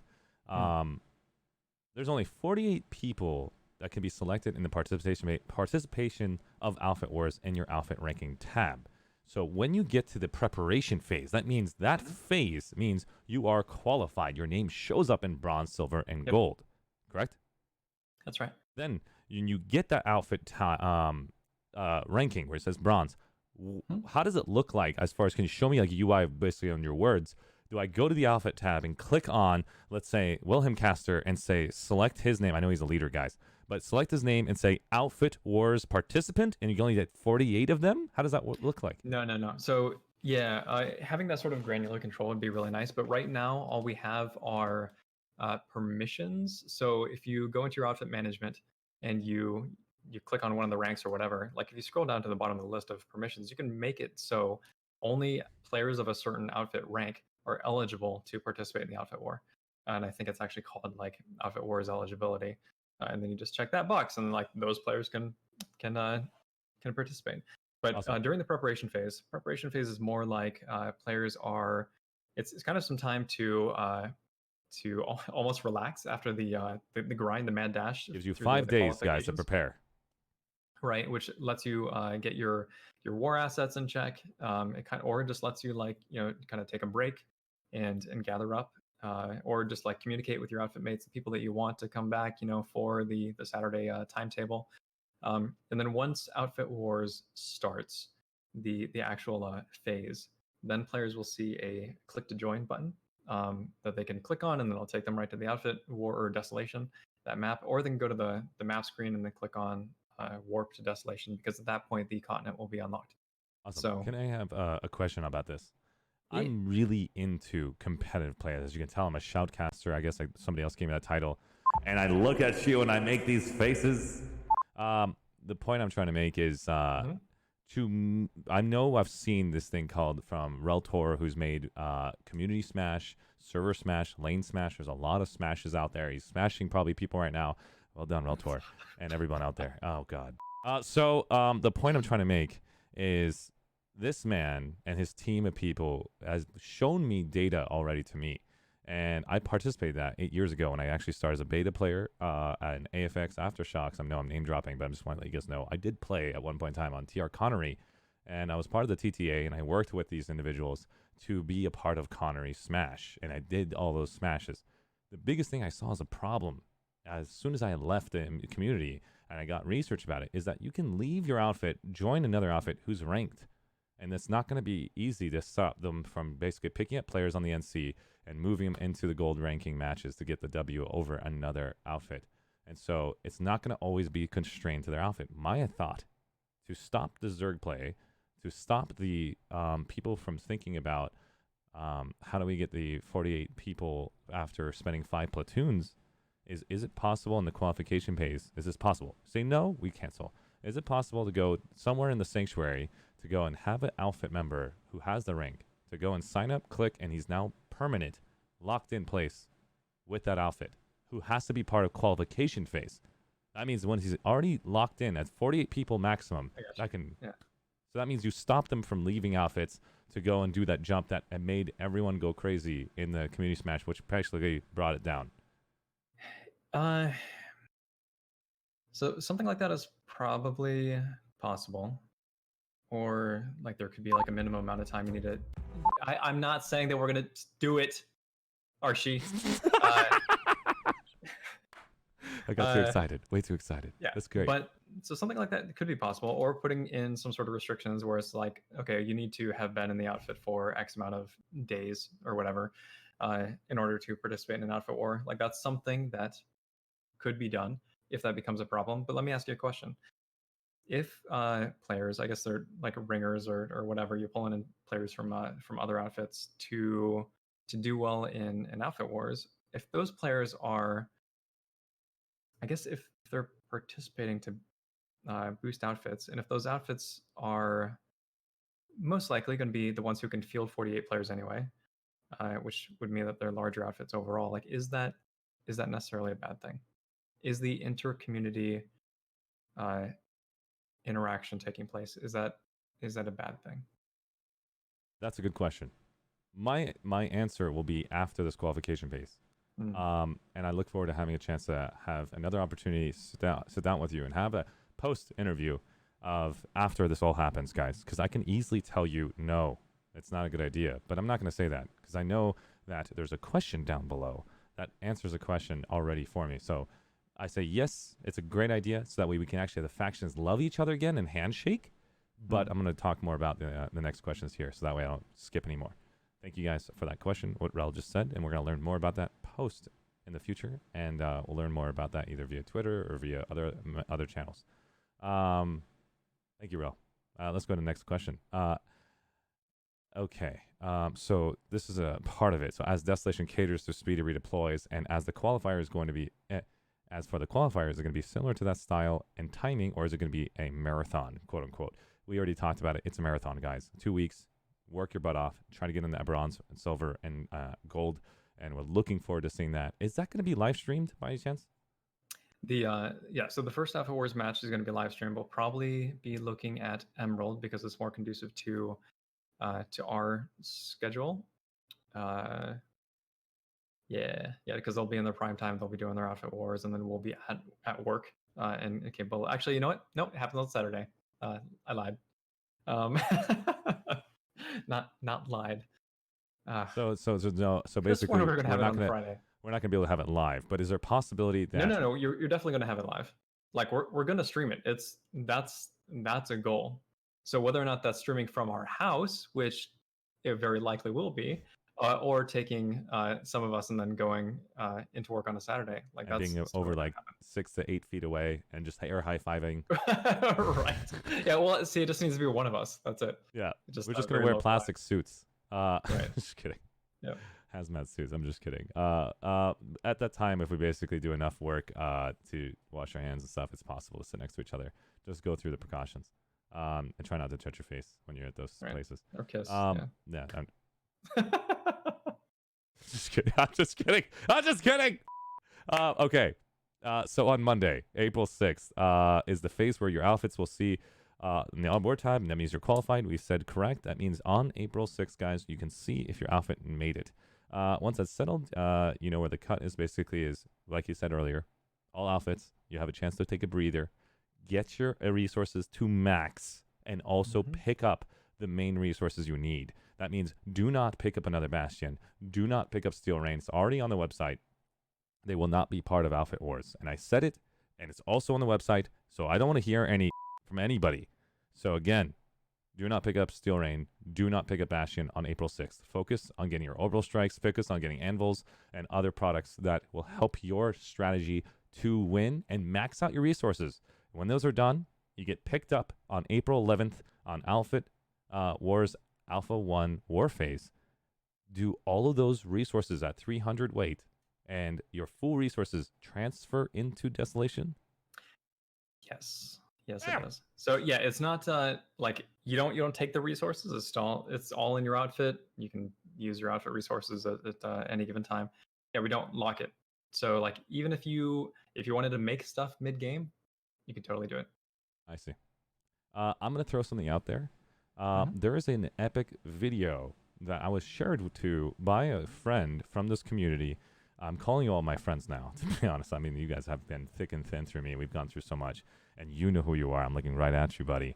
He used Steel Rain to change the entire tides of the entire battle at the last second on the continent lock. It was the most epic steel rain drop, position-wise. They knew exactly how to take advantage of it. Well done to who you are. And if you wish to share it to everyone, that's really, really up to you. And I loved watching that video. So I'm letting you know. Share it. Anyways. Okay, so this is from the group of outfit leaders question. This is a group of them. I don't want to name all of them, but basically it came from a group of them. Is it possible to separate Bastion polling permissions from other reserved war assets title? We want to let new players use the orbital strikes, but not Bastions. Thank you so much, Wrel, for taking the time to even give us this opportunity to ask you this question. What are your thoughts on that? Yeah, so I do feel like we should have a Bastion only permission. It's just not something that we had time to put in alongside the other things. That concept was kind of in flux at the time. But yeah, definitely, we definitely want to do a Bastion specific permission because it's kind of it's like it's outside the scope of everything else in the outfit armory. So yeah, it makes sense. Dr. Money Pants is the one that gave me that intel. Okay. Nobody knows I said that. Okay. Guys, that was everything about Outfit Wars. As far as that's concerned, let's go down to the next outfits. That was the biggest question topic, and now we're going to go faster on the other topics because that one, in my opinion, was the most intensified one. I literally got so many DMs that I felt like I was working full-time over here. And so the point is, I hope I answered all those questions. If there's anything else that you guys want to know about Outfit Wars, we know we will have a post opportunity. I'm going to ask Wrel right now. Can we have a post opportunity for another interview to learn more about what the community comes up with new questions after April 11th, of course, and on, like 2 weeks or a month after that. So give you guys a chance to talk, but we also want to be involved in some of the thoughts that you're coming up with, so that way you don't make a new one called Alpha 2 without hearing our community and communities from Favor 1, Mofker, Commander Series, getting a chance to sit down again. Is that possible? All right, Arshee. So like straight up, you're gonna put me on the spot here, and then and mark me down for another interview. Like what? I'm just joking. Yeah, no, that's fine. Yes. Yeah, that's fine. Don't worry about it. He said it, ladies and gentlemen. We got Rogue Planet Games to accept a second interview. Listen, transparency is off the roof right now. Ladies and gentlemen, you guys were thinking that this company, Rogue Planet Games, is whatever it was 5-8 years back? You guys give it up to these guys. Huge heart out for these men. Oh, I'm going to have to go just get some chips and salsa after this. Okay, so, wow. I just cannot believe what's happening right now. I need to calm down. I'm sorry, Wrel. Let's go ahead and focus. You were really focused. You're good. So Apollo is the next one who submitted this with Snipes. There's a combo question. Submitted by Apollo PS2. His outfit is ATTV, the Muses of Apollo. Server, Emerald US East. Faction, Banu Sovereignty. This guy, submitted by Snipes. This individual has also questioned the same question together. Snipes represents the NCIV, the NC Initiative, working closely with Mukas, who is the lead of the NC Initiative, who did an interview with Wrel. Server is Miller, Europe. Faction, New Conglomerate. Here's their question. It probably has already been answered. I apologize. But let's go ahead and get their question in. I'm trying to get the damn link up. Guys, if you guys have not seen Apollo PS2 stream, that is his stream right there. Why am I basically giving everybody their links? Why am I sharing everybody's Twitch links, their YouTube links, and making sure you guys all understand this? Because it makes our community stronger. It makes Planetside 2 the strongest community that I have ever seen. And it gives us opportunity to help other content creators like yourself to build the brand, to get more viewership on Twitter and Twitch, to get more viewership on YouTube, and get that eyes out there. YouTube's algorithm will go off the charts like what we did on Steam. The same thing's going to happen with Twitch when we have more and more players watch Twitch, when your guys are eating, when you guys are in the when you guys are literally anywhere. Just have it open and cause a new view on a new person, because we're going to keep bumping up on the charts and automatic advertisements happening. So thanks, guys, for being with me from January 8th and listening to my ranting, and I hope it really makes it well for your game. And, of course, my game, too, Planetside 2. Okay, Apollo PS2, Snipes, their question. There is a clip from Wrel who talks about that talks about we're hoping that Planetside 2's Outfit Wars will split the people up and have them have their own outfits to be participating. Now, we know that's not the case. Now that he had the opportunity to tell us right here, guys. That was the clip originally on the stream. I know you guys all sent me that clip like 20 times. I know it's not true anymore. We had an opportunity to hear him live. He's actually the live guy right there. Look at that smile. Hold on. Yes. Okay, sorry. Keep going. No problem. And so the question is, very large outfits, 5 platoons thick, are dominating all base captures at the moment. Are there any plans to, after this preseason, so that we can have multiple outfits existing in this new update versus all players in the future merging into one, to even be competitive with this existing systems in place? We understand it's Alpha 1 phase. Just asking for clarification based on that data presented by Outfit Wars quote. Now, I have more.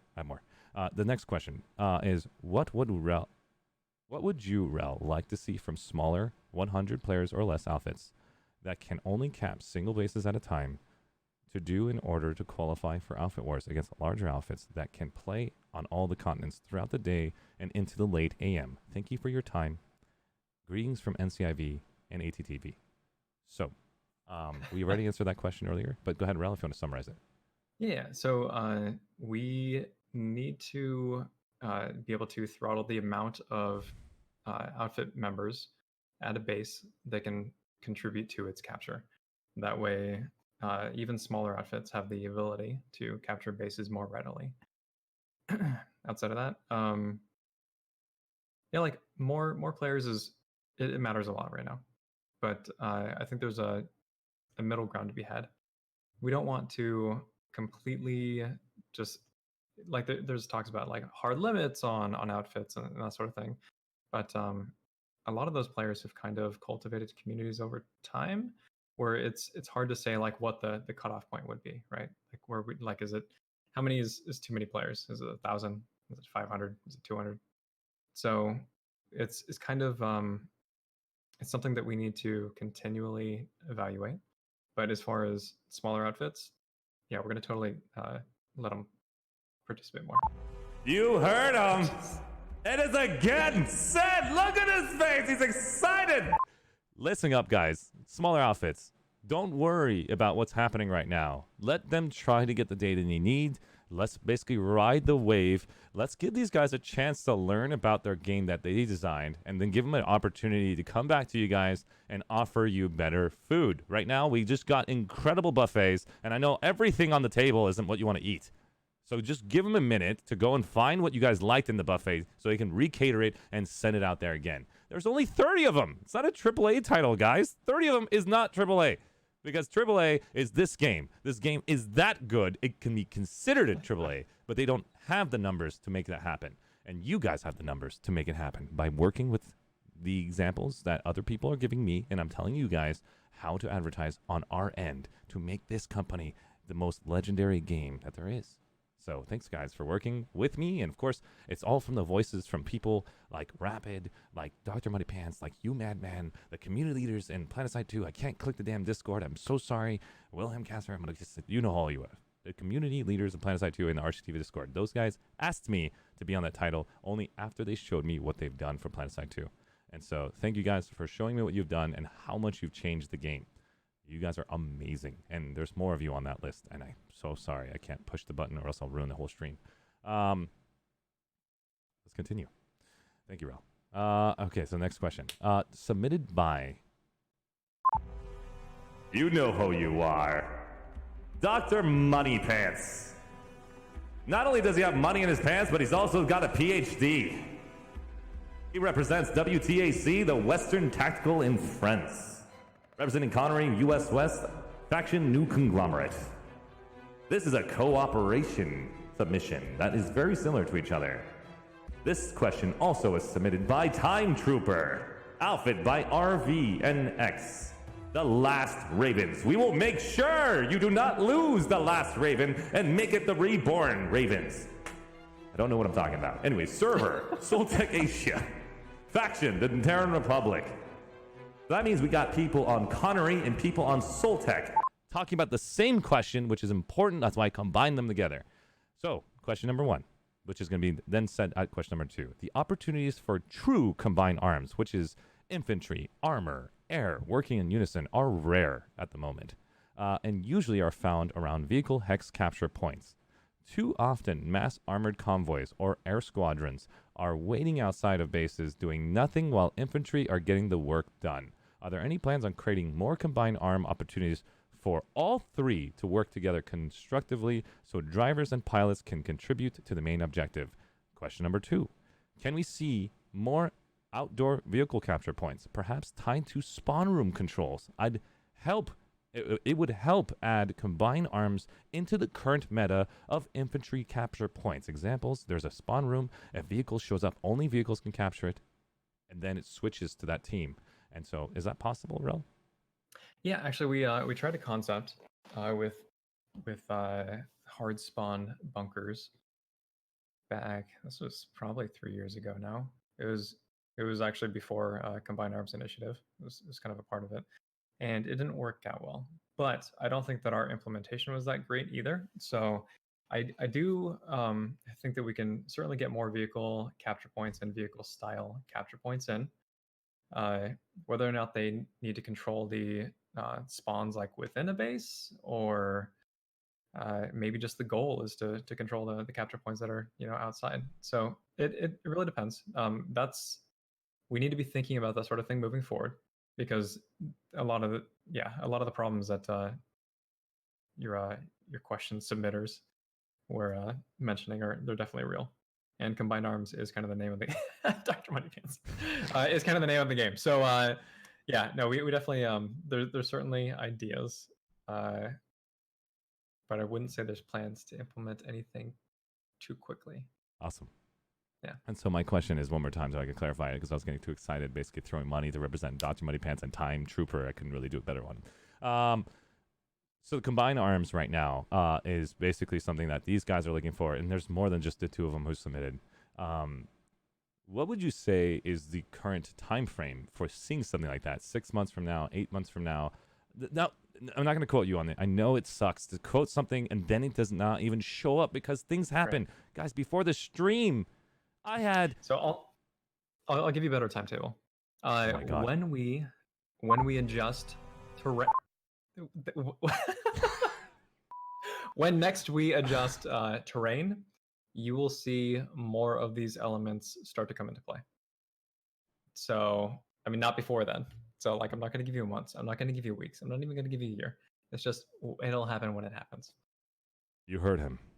You heard him, ladies and gentlemen. And you know that sound effect. When this begins! Okay, you know what that means. Thank you. Thank you so much for answering that question. This has been insane. I mean, everyone in this community has been so freaking epic. Look at everyone in chat. They freaking love you. Can I get like any type of emoji to spam chat to let them know this man's answering freaking questions?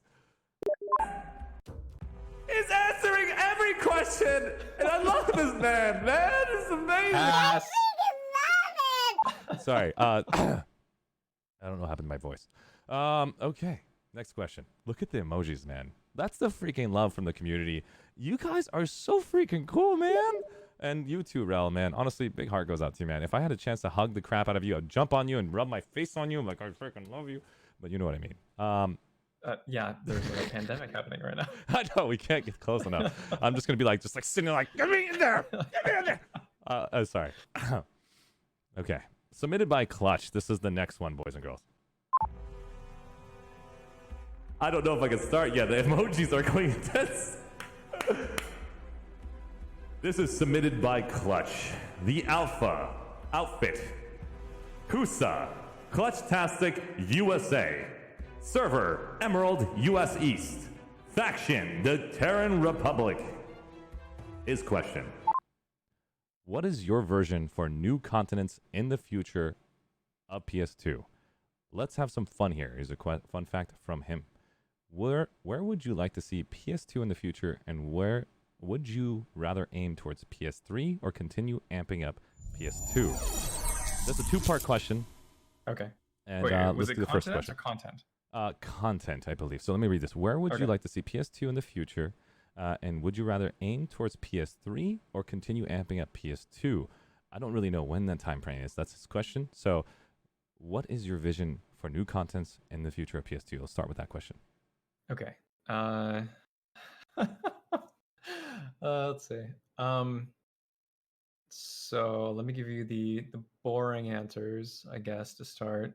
So we need to come up with a better way to incentivize or engage players on a daily and I would say like a seasonal cadence, and that's giving you a goal at the end of your session. I think that's important, kind of for the longevity of Planetside 2. If you wanted something that's a little bit more off the wall, then probably toying with other game elements. And there was a question I think earlier from Faber or Oh, and chat, another you read person. it? What? Oh no. Oh, okay. Sorry. I was just like, okay, I'm one not that paying we attention answered chat before. yet. I'm trying to get through all the outfit firsts. By the way, sorry guys, chat. You guys are doing amazing, and we will get to you as soon as I get a chance to go through all the outfits. Listen, guys, I spent literally 24 hours the moment I closed it down on Monday, guys. That was basically 6/16. I had to spend 24 hours, the next 24, with talking to outfit leaders, talking to their members, getting the question basically organized to this interview. So let's give them, the outfit leaders who spent their time as outfit leaders, to go through hundreds of questions. They went through hundreds, and they basically slashed all the questions, and they found the research on their own and helped each individual get validated. This is incredible, man. We just wiped almost 1 million questions for just getting the outfits together to get one question each. And that means you guys have basically turned their workforce and their workload extremely down. They don't have to go in the forums for the next week probably and sleep, because all these questions came from you guys, and you guys worked together to basically create one amazing question. Thank you guys. Continue, Wrel. I don't even know what the hell I was talking about. Yeah. What is So your vision for new continents in the future of PS2? Content. Continents. So you're Content. talking about like Osher Okay. or like other maps. Okay, that's a totally different thing. Okay, so continents. Wow, I see. so Osher was it was probably the biggest failure in unkept promises. I mean, not that it was ever promised, but it was really really attempted. And it's kind of depressing that that it never manifested. But now that we do have a new team, a larger team, then that sort of thing is more possible. I'll say that. That's awesome. What do we? Can you give me a side frame of timing on that? Do you think it's the? We're gonna go to the other question that we'll talk about your phases. But is this part of the phase you're thinking about? Not this phase or second phase or third phase. It's in the back of your mind. You're thinking about it, and you think it's actually going to be coming. Oh, because right now a lot of people are on 4 continents. It's full. We have 13,000 players now, and people want to see a 5th continent. Okay, so nothing right now is set in stone. Good. Okay. That's very well said. Now let's talk about fun facts. This is fun. Okay, Just good. I'm gonna skip over the hard part. Hold on. Yes, Go ahead. there's no more on the actual point, guys. So we're just basically passing the next question. So it's not concreted, but you're thinking about it, correct? Yes. Perfect. That's all we need to know. Yep. Let's have some fun here. There's a question. Where would you like to see Planetside 2 be in the future? We'll start with that. What is your envision? What is the Wrel vision? This is fun. The Wrel vision of Planetside 2 is something that's even larger than what we have now. So, I mean, people can jump to conclusions and be just like, yeah, we want to go to space, and it's just like, okay, that's great, but that's not. It doesn't make your. Let's see. Okay, let me rephrase this. How can you create more permanence in Planetside 2? How can you make it so what you're fighting for actually matters and for like a longer time, rather than just rotating out the continent and then doing it again, right? And in order to do that, I feel like our factions need to kind of be expanded a little bit, in that they factions are supposed to be representative of not just the like what's happening with the war, but also they should have their own like motivations and goals. And I think the lore kind of alludes to that. But as far as gameplay purposes, it's a little bit shallow. You're kind of just on a team, right? Makes sense. So yeah. So in the future of PS2, so if you can summarize it down, let's imagine just a summary in my mind. If we go ahead, we make a 5th continent, we make Alpha Wars legit. When I say legit, we're talking about to a point where you all know that that's the way Planetside has to be. And we all understand that that's just the difficulty of 1,200 players in a map to create the best outfit war design to say, hey, maybe it's not going to be at the level of what you see in, I don't know, I have to say the words, but you know, it's a big game, Fortnite, where they have the competition show up at MLG and they have like all those basically top streamers basically there. When we get to a point where we're actually successfully saying that this is actually where we want to be, and you actually have your 5th continent, maybe 6th continent, God knows know what, and we polish as much as we can, is that where you'll start working on Planetside 3, or can you do it simultaneously while still giving Planetside 2 love? I think that. So first off, anytime you even say the words Planetside 3, you have a journalist jumping over saying that you've announced its production, which is totally not the case. Ladies and gentlemen, I'm just kidding. I'm just kidding. Yeah, no, that kind of. But hey, listen, any publicity is good publicity. I'm telling you right now, I know that from my end. I had people basically smash me down, tell me all these things. It just gets the word out. It's actually good publicity. So yeah, what's interesting is go for it. I'm just kidding. Yeah.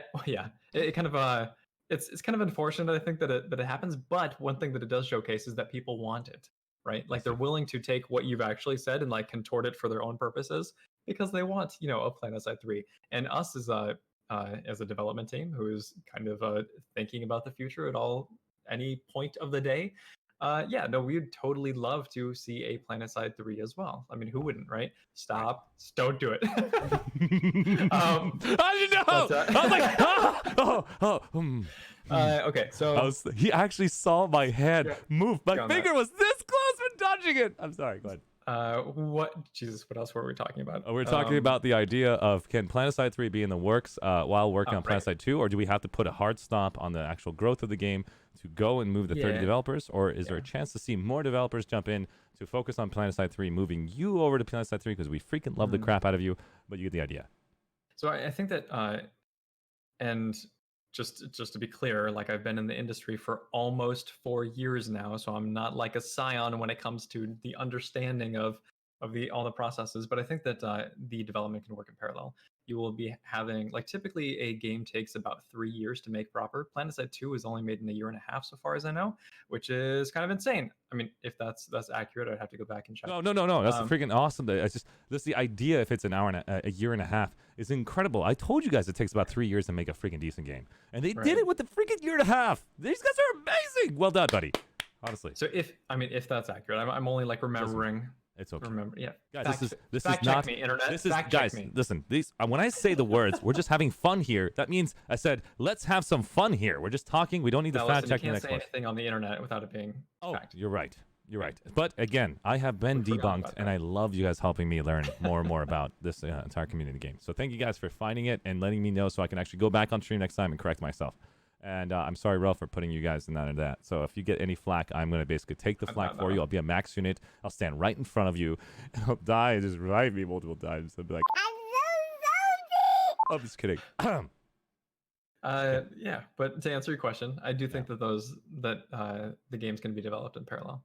Awesome. Very cool. If that were to happen. Awesome. If that were to happen. We did hear it, basically, guys. So we're not going to deny that fact that Andy Sites or the team at Rogue Planet says that they own all leadership and direction for Planetside franchise and are aiming to get Planetside 3 out in the market. Not soon. They are aiming for it. Because in my opinion, and you guys know me as much as you know me from January 8th, I believe there is no other game like Planetside. And so if you guys think that Planetside 3 will not come out, I guarantee you somebody else will make it happen. It's going to be them.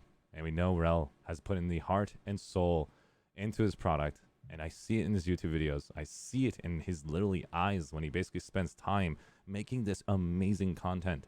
And we'd love to see more YouTube videos of him. We'd love to see him showcase himself more on Twitch streams. We'd love to see who he is as a person. But guys, I'm going to ask him a personal question. And you're going to learn more about this aspect of who I am versus Wrel. I am probably the most extreme extrovert you're ever going to meet. The reason why is because I absorb your energy. Every time I talk to you guys, I get energy. Every time you guys say anything, I get energy. And that's who I am, an extrovert. Extroverts get energy by talking to anybody. And you put me alone in an editing room, Literally, you put me alone in any room. This is what it feels like.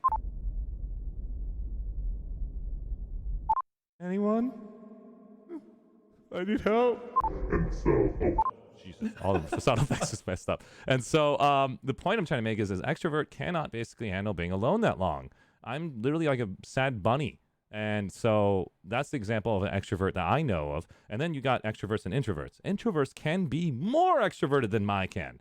They can be more extroverted, but they need the energy on their own to absorb that energy on their own, knowing there's an event on Friday from Monday. Give them time to go to that event, and then they can be super extroverted. Like, this is what I'm talking about. Wrel will show up. my name is Wrel. Not even close. You don't understand. I'm just kidding. But the example is, that's the example I have. Introverts basically get energy on their own, of course, with close friends and the people they trust. And extroverts basically get energy from any human being or animal or anything in sight. And so that's what I know about the definition of it. There's nothing more to that to understand the concept of those two individuals. And so I could be wrong as far as my definition. That's my opinion. Fact check me if you want. But that's my interpretation from every introvert that I sucked dry. Their energy is like at zero, and they want to see me again for like 2 months. And so I'm sorry, guys, for draining you. It was really tasty, though. Okay, let's go and talk about the next one. Thanks, Wrel, for not dying on me in the middle of the stream. Okay, so we're going to go to the next individual. Here we go. Submitted. This is submitted by Crypt the Bear Last. I don't even know how to say your name, but it's a great name. This is, the outfit is the real Muye gang. Server, Cobalt Europe. Faction, New Conglomerate. I am so sorry for butchering your name. But we're going to go ahead and basically read his message this way then. We, the real Muyi gang, wish to have a Muyi statue as our outfit decal. Thus, our question is, when will Rogue Planet Games bring back the ability for outfits to add their own decals? Basically, Player Studios. Right. Yeah. So outfit decal outfit decals are on an indefinite hold. So the real talk when it comes down to it is that the Player Studio is no longer accepting new we're accepting content from creators that have already registered and have submitted their W4s or whatever. But new submissions or new creators are not being registered on the site anymore. As far as can you elaborate why? I think it was a software issue that caused kind of this issue for us that we then had to talk to legal about and something. This happened back in actually a year ago almost. I think May of last year. So if somebody wants to go back and dig into why, that's there. But one thing that had been a goal at the time was kind of revamping Player Studio. So we haven't talked about that on the new team, not in any length, but it is something that we probably need to, because Planetside 2 does a good job when it comes to Player Studio, getting content from skillful creators into the game. However, and this is kind of it's kind of been known throughout the game's history, is that it takes us longer to process an outfit decal than it does for like any sort of return on investment we're going to make. And you can kind of make the argument that like, oh, well, it'll uplift my outfit and like we'll be super happy and that sort of thing. And while there is definitely value in that, it's still really hard to justify the time because our time is so finite. So what I think that we should probably look to do in the future is having some sort of outfit decal like creation system, or at the very, I mean, that's probably similar to games that I played earlier, like Disintegration has an outfit creation system in the game, and you can actually go and Photoshop literally 8 to 10 layers, and they have pre-existing products in there, so you can just go make anything you want and customize it to your outfit decal. Yeah, I think that would be... Sorry. Yeah, go ahead. That way you guys know that it doesn't require an insane staff to go through a million submissions, and that way they can just go ahead and grab the product and put it there and not have to give you a W4 to get paid for every submission because somebody buys it, gives you a percentage back. That was an idea. That wasn't 2020. 2020, we want to basically give the chance to not have them work through so many tax documents and basically go through extra work to hire a lawyer to make sure that guy got paid. It's just insane to even think about giving players money for an idea, and they did it, which was amazing for all of us. But I don't think Player Studios should be basically paying every single person for sending something in. In today's world, all of us are Photoshop experts. Back then, we really needed content. When I started in 2012, I didn't know how to use any of these systems. I didn't know how to record that I'm talking to you right now. So it's a lot more abundant now, and I look forward to seeing these developers actually try to create a system to where people can submit, and all you do is hire one person to say yes, no to submissions, and you can use those little decals to customize your own layering system in the game. It's a UI design. Is that possible, Wrel? So to be clear, like that would be the ideal. That would be the ideal, but it's something completely new. So it's not to say that we can even do it. Like, who knows if the tech is correct? But there are probably ways around it. Like maybe, like right now there's a submission cost. Like actually, people who are submitting their first item to Player Studio, I think it costs them $25 to do that submission. But that doesn't actually cover anything for us. So yeah, it's just a discussion that needs to happen at some point. But right now, even despite the how outfit centric this update was, it's not the right time to have that conversation. Makes sense. Thank you so much. I appreciate that. And so Player Studios has been a very big part of one of the questions I was going to ask earlier. Later in the subject. And so if I can summarize it in a small sense, is it similar to content for continents or other maps being made? Is Player Studio that important in the scheme of things? Or do you think that's not? I'm just curious. So you certainly can't directly monetize the buildings, right? But I think that it's a cool idea to have the community, do base designs and that sort of thing. Like I see a lot of cool things happen in Unreal and that sort of. Sorry about that. I think I'm talking about the wrong subject. I'm talking about when you basically go to Osher and make the next content. I apologize. So Osher map or the next map that you're trying to make, basically after the 4 maps that we have already. Right now, is that basically more important to basically produce, or focusing on the update that just came out and basically focus on Alpha Wars? Okay. Player Studio, where does that fit in the space of the timeline? Honestly, I don't have a good answer. Good, thank you. I don't have a good answer. We certainly have a backlog of some Player Studio items that need to be processed still, and those creators certainly can continue to make stuff for the game. But as far as doing new submissions, honestly, we need a whole new pipeline. So with that being said, it's definitely a larger conversation. It certainly shouldn't be neglected. But right now, we're obviously really hammering on escalation. And then we got to be able to follow this update up, to settle back into a decent cadence. Okay. So I can't say. No problem. Where that falls on the priority list. I appreciate that. I'm just going to go tell Andy real quick.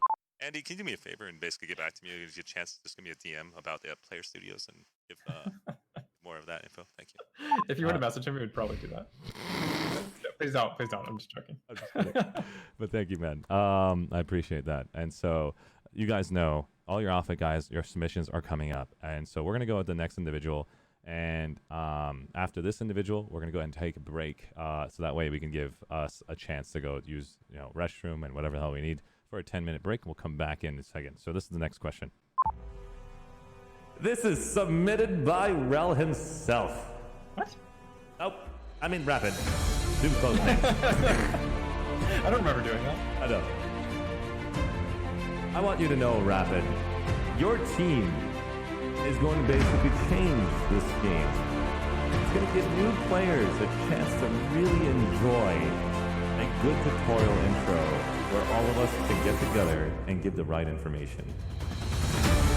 His outfit is BSLV, the Guardian Shield on Server Emerald US East. The faction is the new conglomerate, and these guys got the world's first Bastion Fleet Carrier at 6:47 a.m. I had to wake up and have less than 1 hour of sleep to get a DM and say, Archie, can you show up and record the Bastion's first police carrier? And I said I would be glad to. And I showed up with as much energy as could muster to give that video a world to see. Thank you guys, everybody in Planetside 2, for making this freaking opportunity a memorable one for all of us. I'm not joking. So let's give it up to Planet Rapids team, who are spending so many hours to make this happen for all of us. We can't assure you. What? Is that really happening? No. Let's get the music too loud. There we go. I'm sorry about that. Turn down the hill. We're going to go ahead and show you guys the simple things that they're doing. They're called the Planetside Guide team. PlanetSideGuide.com/help out. Check it out, guys. They've done some epic work right now, and they're looking forward to basically getting more of you guys out there to use your knowledge about the game to make it more efficient for new players. I hope you guys can still hear me. If not, can I get somebody who I can basically say in caps that ArsheeTV, can you hear me? Say yes or no. At the same time, we're looking at right now, that's their actual Planetside Guide team. And we're also looking at this location here is their Discord. I'm replaying this one again. Whatever, I'll make it more intense. All right. That's their Discord location. So what I want to let you guys know, Rapid came to me and he called me fam. I'm not sure what it means, but it sure feels good. Thank you, Wrel. I appreciate that. And his goal is to get the 4 Planetside Musketeers in our Planetside Guide Team Discord for moral support. We have Justin G, which is Justin Goldenbow, or Bach. I apologize for the last thing. Thanks, man. It means a lot. And now we request to have an opportunity of a lifetime to have Wrel join our Discord, just for moral support and nothing more. We will be looking forward to getting Andy and Carto and the RPG staff as well. If you are listening, we would love to have you guys join too. The community would love to see more of Rogue Planet people in this Discord, just to validate the project and the effort that they're putting in. They don't want any money. They don't want anything more than to know that you guys are paying attention to their efforts. And that's really, honestly, what I've noticed this community really wanted to see from Rogue Planet Games. Just their face alone has made a huge difference for me, and I hope it's done it for you too. And so, internally, if you wish to spread that Discord link to have any developer get their link up top at Planetside Guide Team, that's all they want. So we don't need your help. Just joining to see you guys at the top would make us so happy. So we're going to leave it at that, and we're going to go ahead and take a commercial break until we come back in less than 10 minutes. So I just want to let you guys know, you guys were amazing. Let's go ahead and switch it over commercial break before we have a chance to hear Wrel personally. Oh, this is fantastic. Dude, Wrel, man. I have to say, man, we did pretty well. I mean, I love this commercial. Kill me, Arshee, you know that. What is happening? I just realized we're still on. Oh my God. We're going to go be right back right now. We'll see you guys in 10.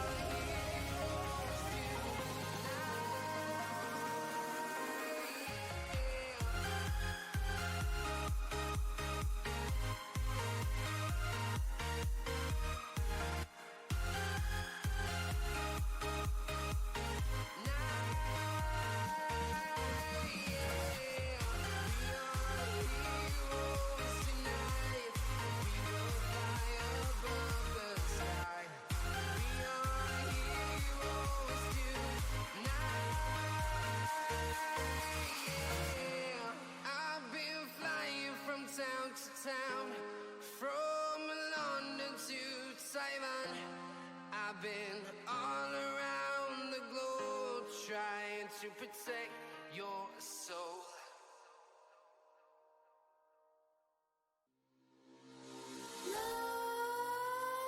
Nightmares creep while you and me repeat. This bittersweet heat is suffocating. I'm waiting and always hesitating.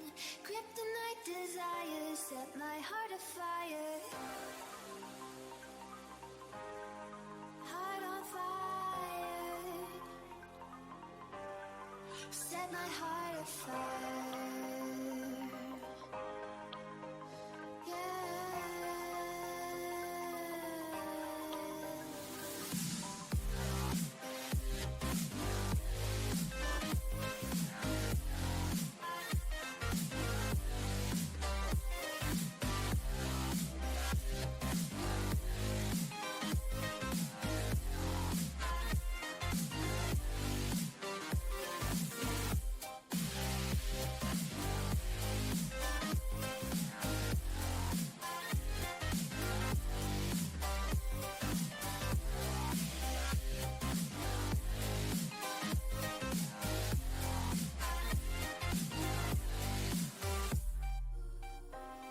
With crimson secrets and forbidden bliss, can't stay still, don't stop that thrill.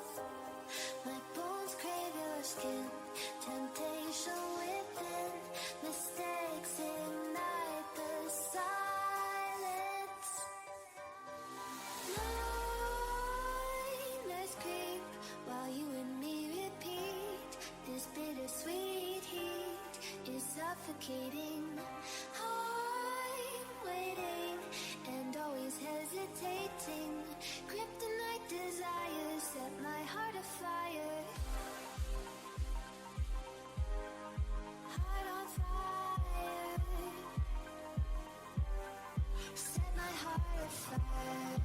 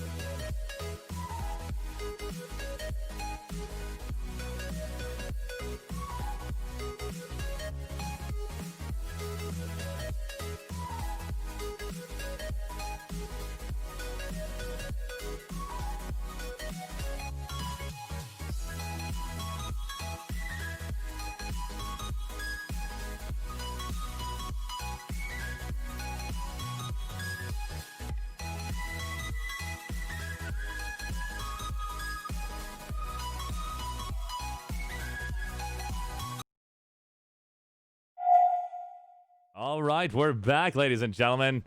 I hope you guys had a chance to go use the restroom because I just did. I felt amazing. And so I have my new drink ready to drink. And at the same time, thank you guys for giving us that 10-minute break. We really needed it. All right, we're going to go back to the submission from the Planetside guide team by Rapid. His goal is to get all 4 Planetside Musketeers in their guide team Discord for moral support. We have Justin G. Thank you so much for Justin Golubach for stopping by and getting that title for the Rogue Planet Games title.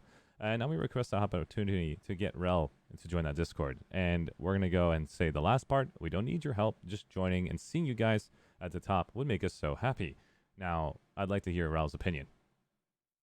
Yeah, so actually, during the break, Arshee showed me the website, and it's a good start. Like, this is the Planetside 2 community needs guides, and I mean, like, Iridar's site was up for a while. I don't know if that's still around, and that was a great source of information. Like, stuff like that needs to exist. Regarding the Discord invite, I think I have to respectfully decline. I don't like to jump into too many of these Discords if I can help it. But, thank you so much, Wrel, for basically coming out and letting us know your honest opinion. Yeah. Ladies and gentlemen, that was his first no of the day. That was halftime, and he's got his first no. Rapid, my heart goes out to you, but it doesn't mean it's the end. That means he's looking for more quality in there, making it more efficient. Maybe, maybe not, we don't know. But Rapid, I'm here for you. And again, thank you guys for basically showing up to America's Got Talent. And we're just to say, basically, we want you guys to work on your voice a little bit more, the vocal cords, maybe a little bit of your dancing, a little bit, maybe. It just needs a little bit more work. Yeah, it's going to be a no for me. Yep, it's a no for him. All right, we're going to go basically pass over there to Jenny. Jenny, what do you think? Just kidding. Thank you so much, Rapid, for applying. You guys are super cool, and let him talk. This is so funny.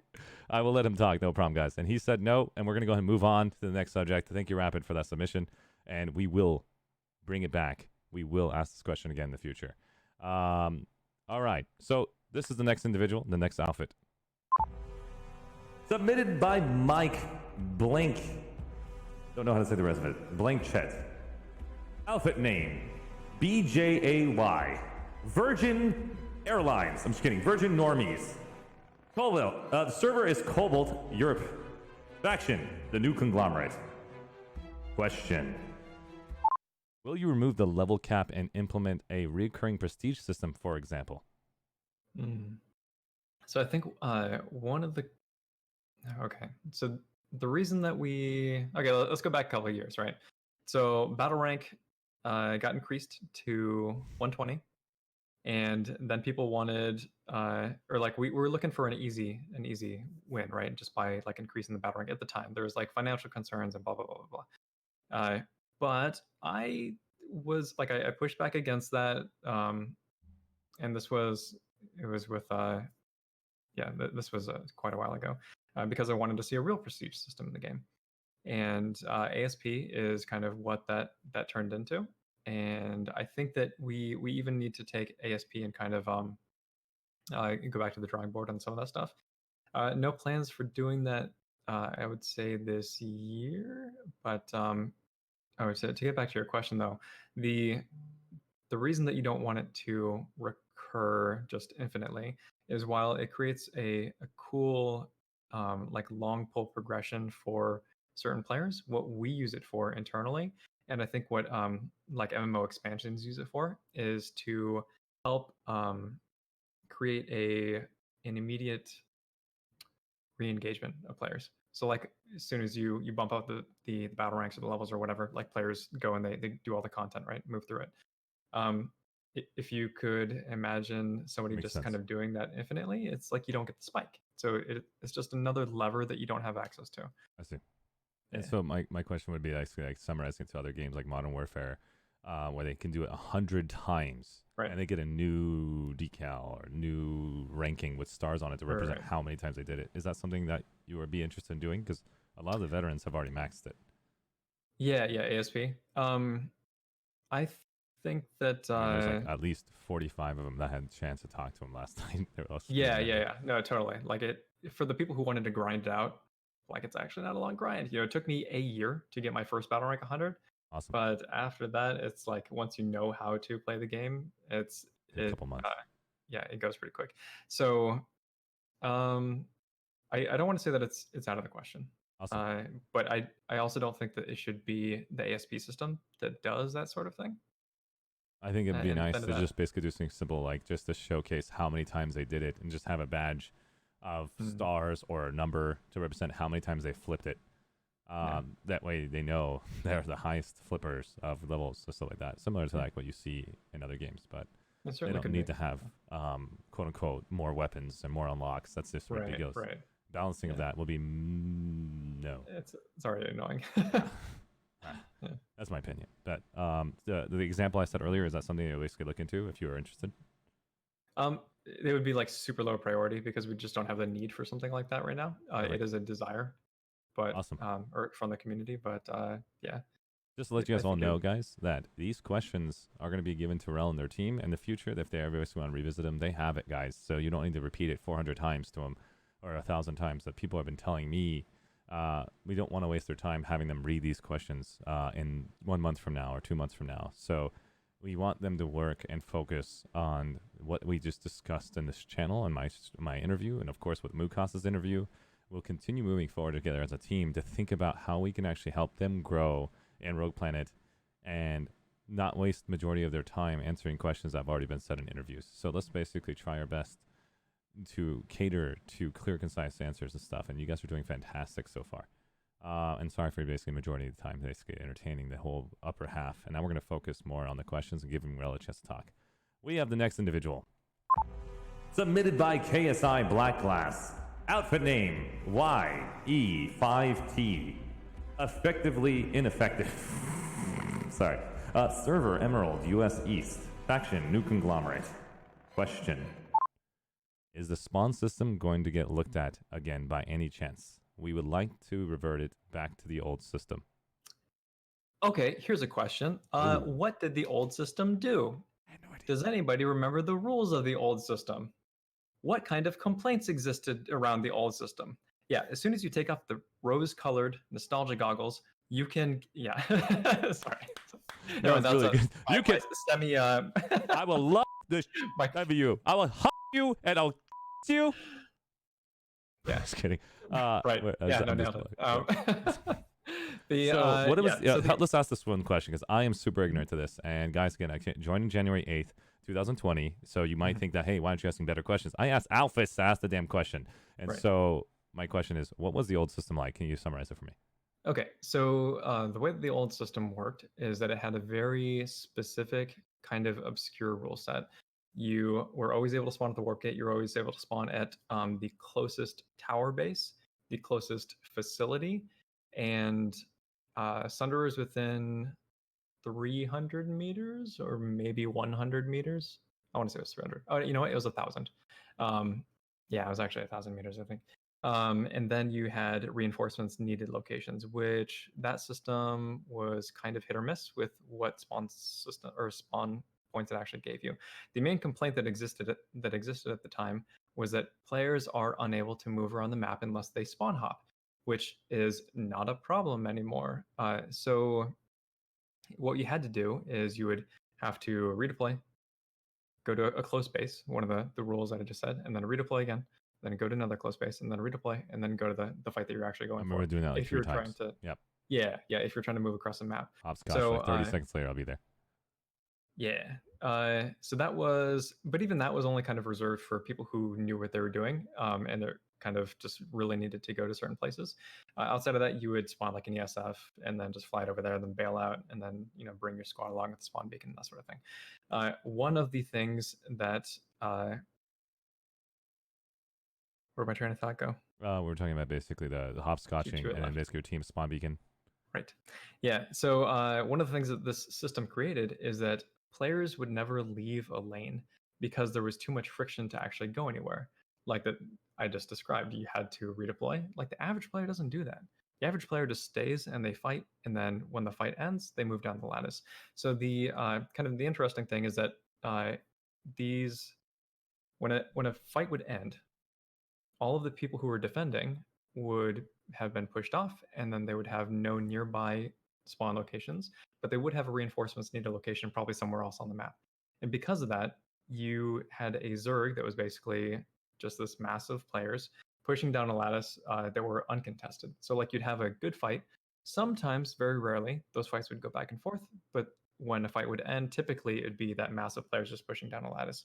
And that's not really conducive to good gameplay. And that was one of the main complaints at the time, is Awesome. that So basically, the major complaint was that I want to basically get to the point one time respawn, and that's it. And that's what you guys created. Yep. And now you've made a faction balance of the current system where once your population hits over 50%, it stops all spawning for all players. You have to use a spawn beacon to get your members there quicker. Or no? It's actually more convoluted than that. Oh. So Maybe we yeah. should So talk about to back up, I don't think that this. So I think that this current spawn system is better than it was, because players really wanted the ability to move around the map. That has been given to them. However, once the new system was in place, one of the issues that so what we tried to do as developers is move the population around the map, kind of spread things out, because it does a couple of things for us. It creates better fights, like at different locations on the continent, which can potentially lead to less stagnation. And then more importantly is that the latency wasn't as bad. So right now you kind of see an issue with like TI alloys, and this did not exist initially. And the reason that it didn't exist initially is because we took a really hard stance on whether or not you could or could not spawn somewhere. And when a fight was overpopulated, we'd push you to somewhere else, like to either create fights at other lanes. But the community basically kicked and screamed and said, like, we really want the ability to spawn where we want, like, or we really want the ability to spawn locally at the same fight or whatever. And to that end, we loosened a lot of the restrictions that came from it, and they got what they wanted, which is TI allies forever. But that's not to say that everything that we did design-wise was good, because the system was totally, like, it was overly complicated. It quite often would not give you spawn locations that you totally think you should have access to, and then it was weird in that kind of the rules and the bugs were blended together, so people couldn't decide like whether or not those bugs and rules actually existed, or what was a rule and what was a bug rather.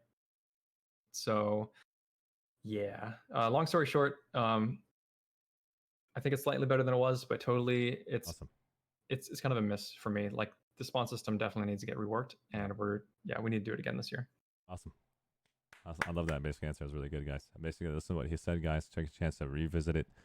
When the stream's over, you'll get a chance to see all of it. Let's go to the next question. Thank you for answering that, Wrel. I'm going to be a little bit faster, so I don't want to hold much of your time, and everybody in this channel is like, we need more Wrel talking. So let's focus on that. Submitted by Irish Insanity. Oh, I did it right. Outfit name, VG Validus Gamers.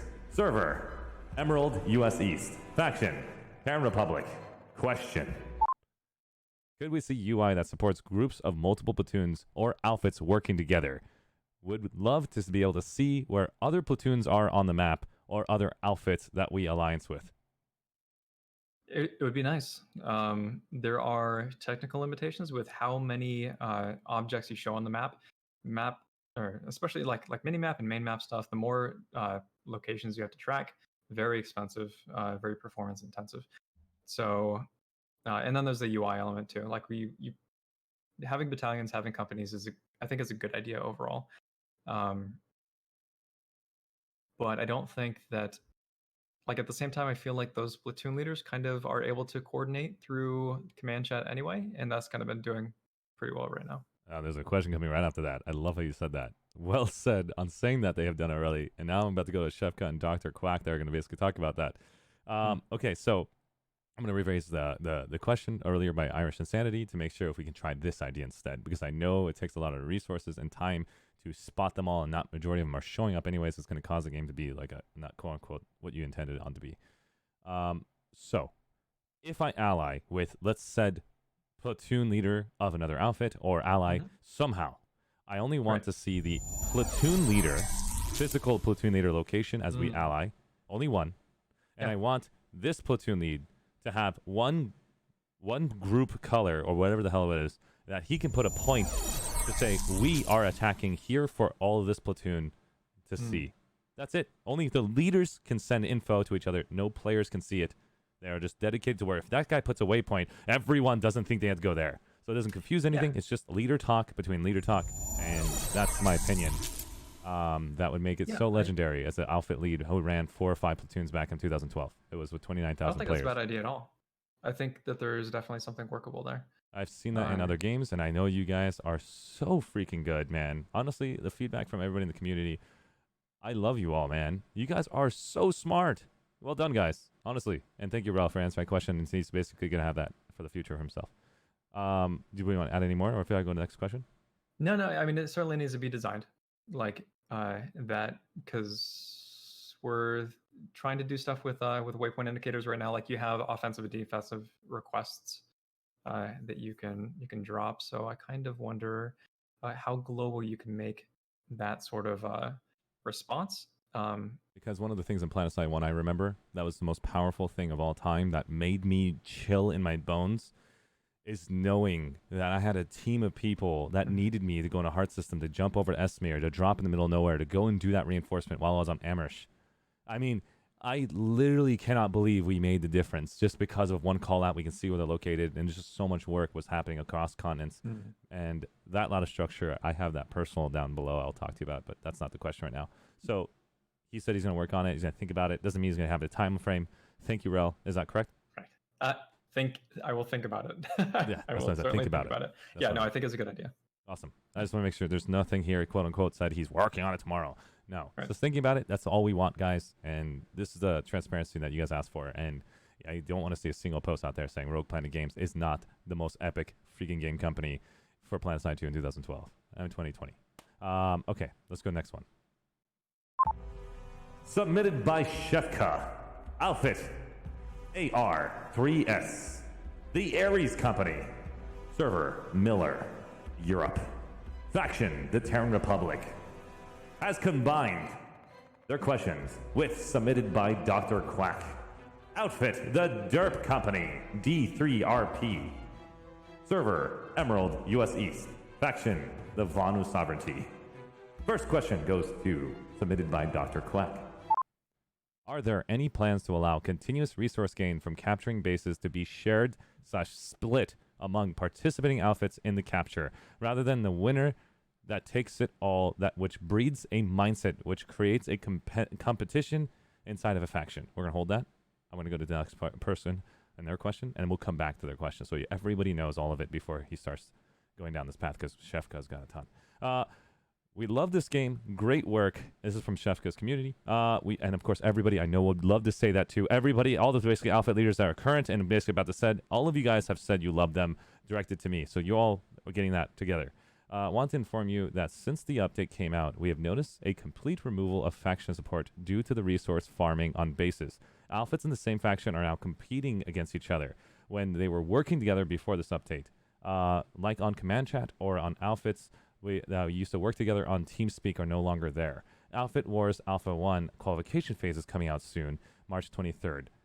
This will separate us even further, in my opinion, or maybe even get to the point of team killing each other just for base captures. Here's an example of what happens often in my perspective with other outfits talking to me in my server. You cap a base, 5 minutes later, you defend it. You are 2 squads, and you have 1.5 platoons of enemies showing up. You call for help on command chat. Before, you had a good opportunity to see that fellow outfit faction come to your aid, but now just silence. They wait till the base is captured and then send their reinforcements to retake the base under their name with more numbers than us. What can RPG do to gain faction cooperation again? It's becoming even more rare to see factions defending each other. It's becoming even more rare since the beginning to see factions defending each other's Bastion fleet carriers because of the existing resource system that people are ruining each other over for in the middle or in other bases around it.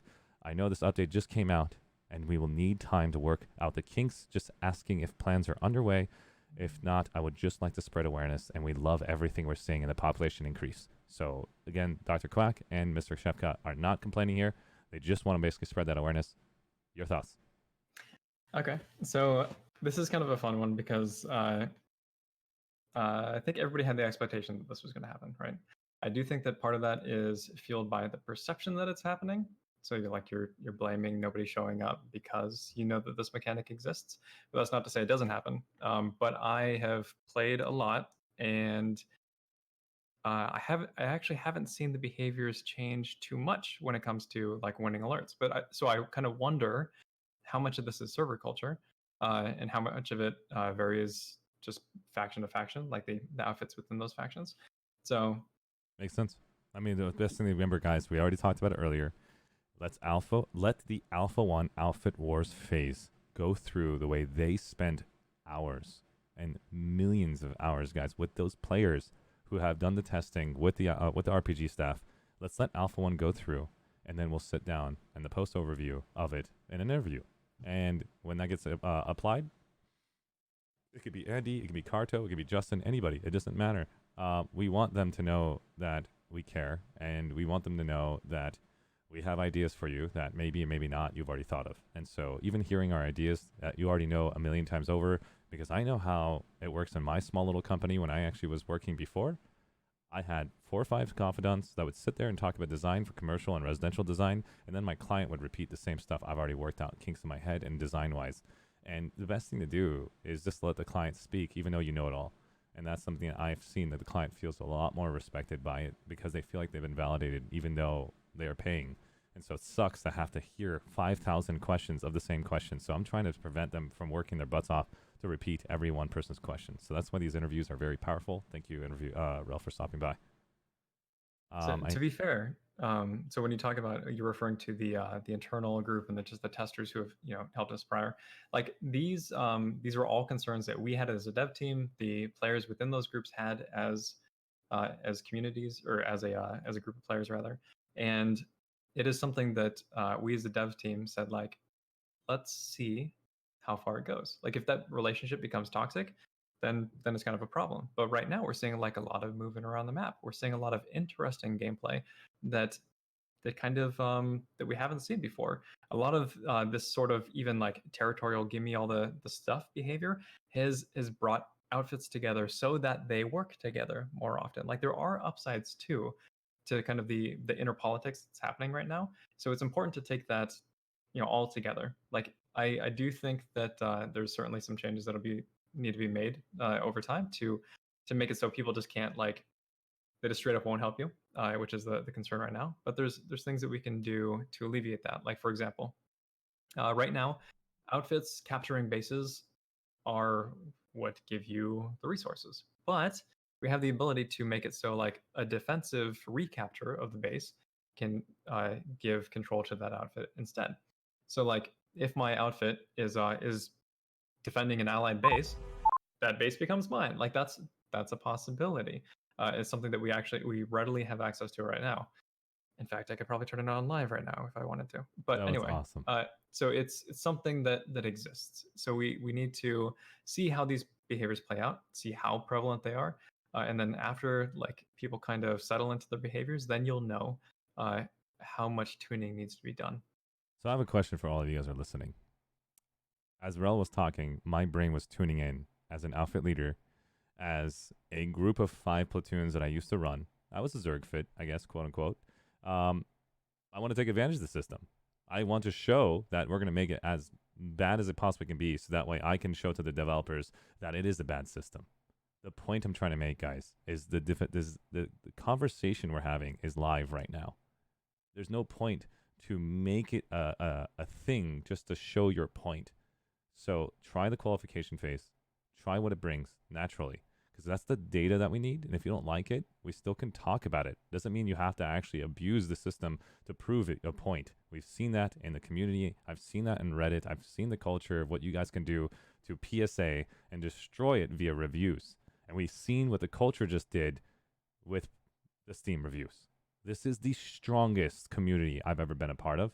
And I'm looking forward to you guys understanding from my lips the positivity brews trust, and also keeping it family friendly. If you have a brand, gives you an opportunity to sit down with basically individuals like himself, because he cannot represent a brand that is going to brew toxicity, because then his brand is linked to it. So if you guys have your own content creation channel, you guys really want to build up your brand, talk to me. I'd love to help you guys to get a chance to have these opportunities one day. But again, thank you guys all for being super respectful and positive in chat. And it means a lot to me to hear that he wants to go through these systems and he's asking you guys, let's try the systems and we'll re-talk again in the post-interview review of what happened at After Wars.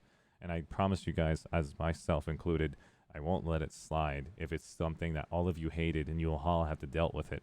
So we'll try to work together. And I know those outfit leaders, millions of you out there now are looking forward to talk to me after this to go and focus on what we can do together as a team to give RPG the best experience possible. And so this is our first time that I'm part of this, and I'm really new to it. And so I appreciate, guys, if you don't make me work my butt off. But I will still work until my bone dies or if I get no sleep just to make sure you guys are happy. And that's what I've been doing. So thanks, Ralph, for answering that question. We're going to the next one.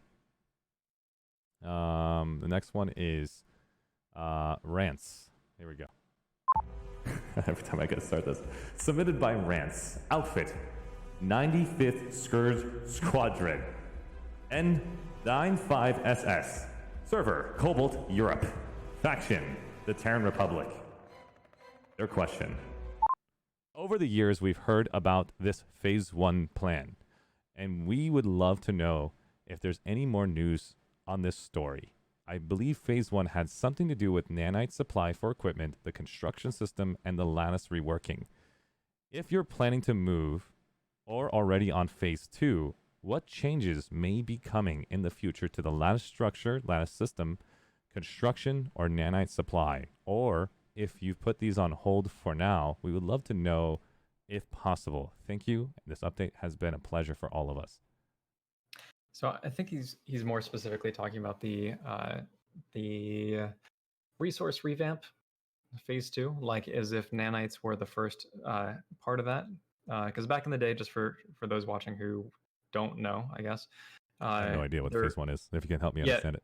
There were 3 different resources. You had the aerospace, mechanized, and oh and yes, infantry. I was there for that. That was really cool. Yeah. What happened? Yeah. Why did you guys switch it? I'm just curious. Well, it's not a you guys at this point. Just to be be clear, like this happened when I was a player, like well back. But so it wasn't Wrel, guys. You heard him. Yeah. Ladies and gentlemen, he just said it. But, Go ahead. But I do remember one of the issues that that system created was a lot of snowballing. So basically, what would happen is that I mean, there's a few different downsides. The first is that 3 different resource types was viewed as confusing for the average player, just like what goes where. At least that was the mentality at the time, as we heard it from the developers. I kind of wonder if that's the case.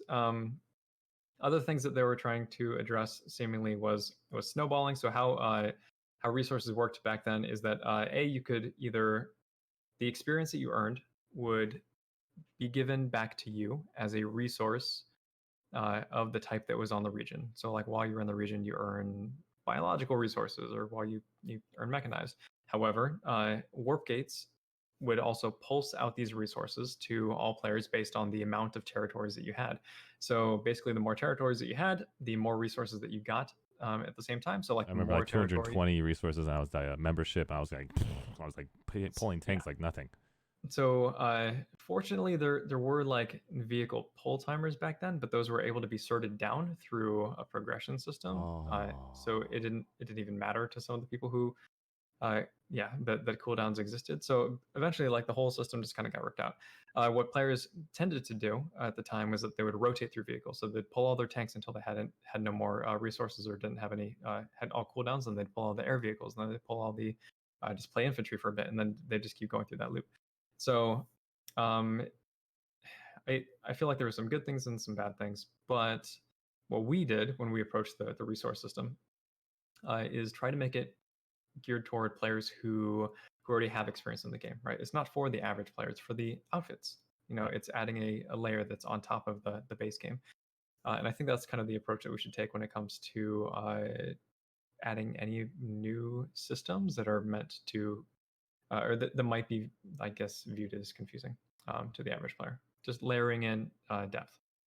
Makes sense. That being said, as far as a Phase 2 thing, anything that the old team was working on prior to prior to Daybreak, like not even prior 2015 to guys. Planet, it's gone like that, and it's been gone for a while.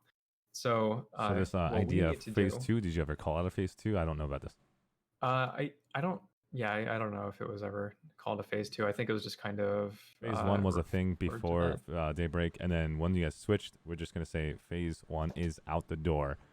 That means Daybreak Games, whoever that took it from there, and then now Rogue Planet is here. Let's ask the question to Rogue Planet. Is Rogue Planet interested in reworking the lattice structure or focusing on more construction systems or the nanite supply for equipment at all? Is that in your... So it would be a quick no for me, just because. From all three or just one each? Well, okay. So let's go with Was nanite construction supply system system part for of it? equipment. Okay. Nope. No. Okay. And then the construction system, you guys want to rework it? I would say so. Okay. And Yeah, then we're so going to yes. go with the lattice reworkings. Lattice, no. Okay. So the construction But I only say system no is because small. we don't have plans for those currently.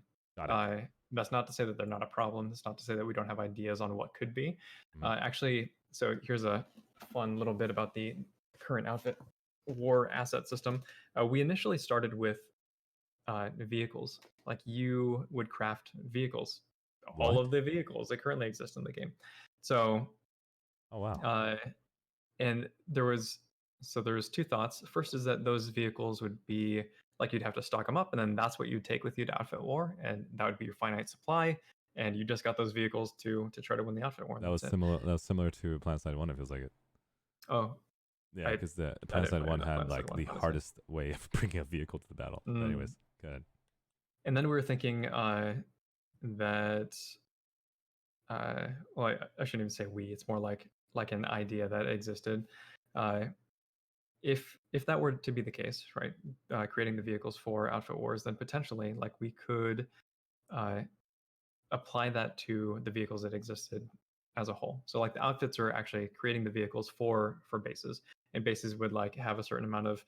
Actually, this particular idea goes back to before Combined Arms, where we're talking about vehicle limitations. And my thought at the time was that that each base would have a certain amount of vehicles on it. So you would have to pick up those vehicles from each base, and then it'd restock over time. And you could like bring Cordium if you wanted to accelerate the restocking of the base.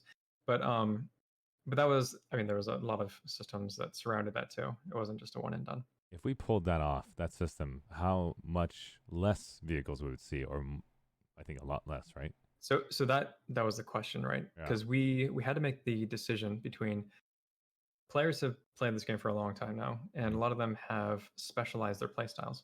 Like, I only play main battle tank, or I only play Sky Knight, or whatever. Right. So we take had that to say, away. like, yeah, do we want to take it away, or do we want to kind of even celebrate it, where it's just like, yeah, you can totally play it, as much as you want.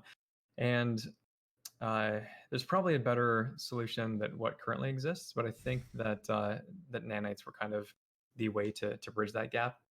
And again, this happened back when I was a player, but since all the resources were then personal and applied to all the vehicles, you can do whatever you wanted. Like, it didn't matter which bases you were taking around the map and that sort of thing. And I think that's kind of what the community laments sometimes, is the reason for taking bases is it's been lessened because of the resources that no longer exist on them.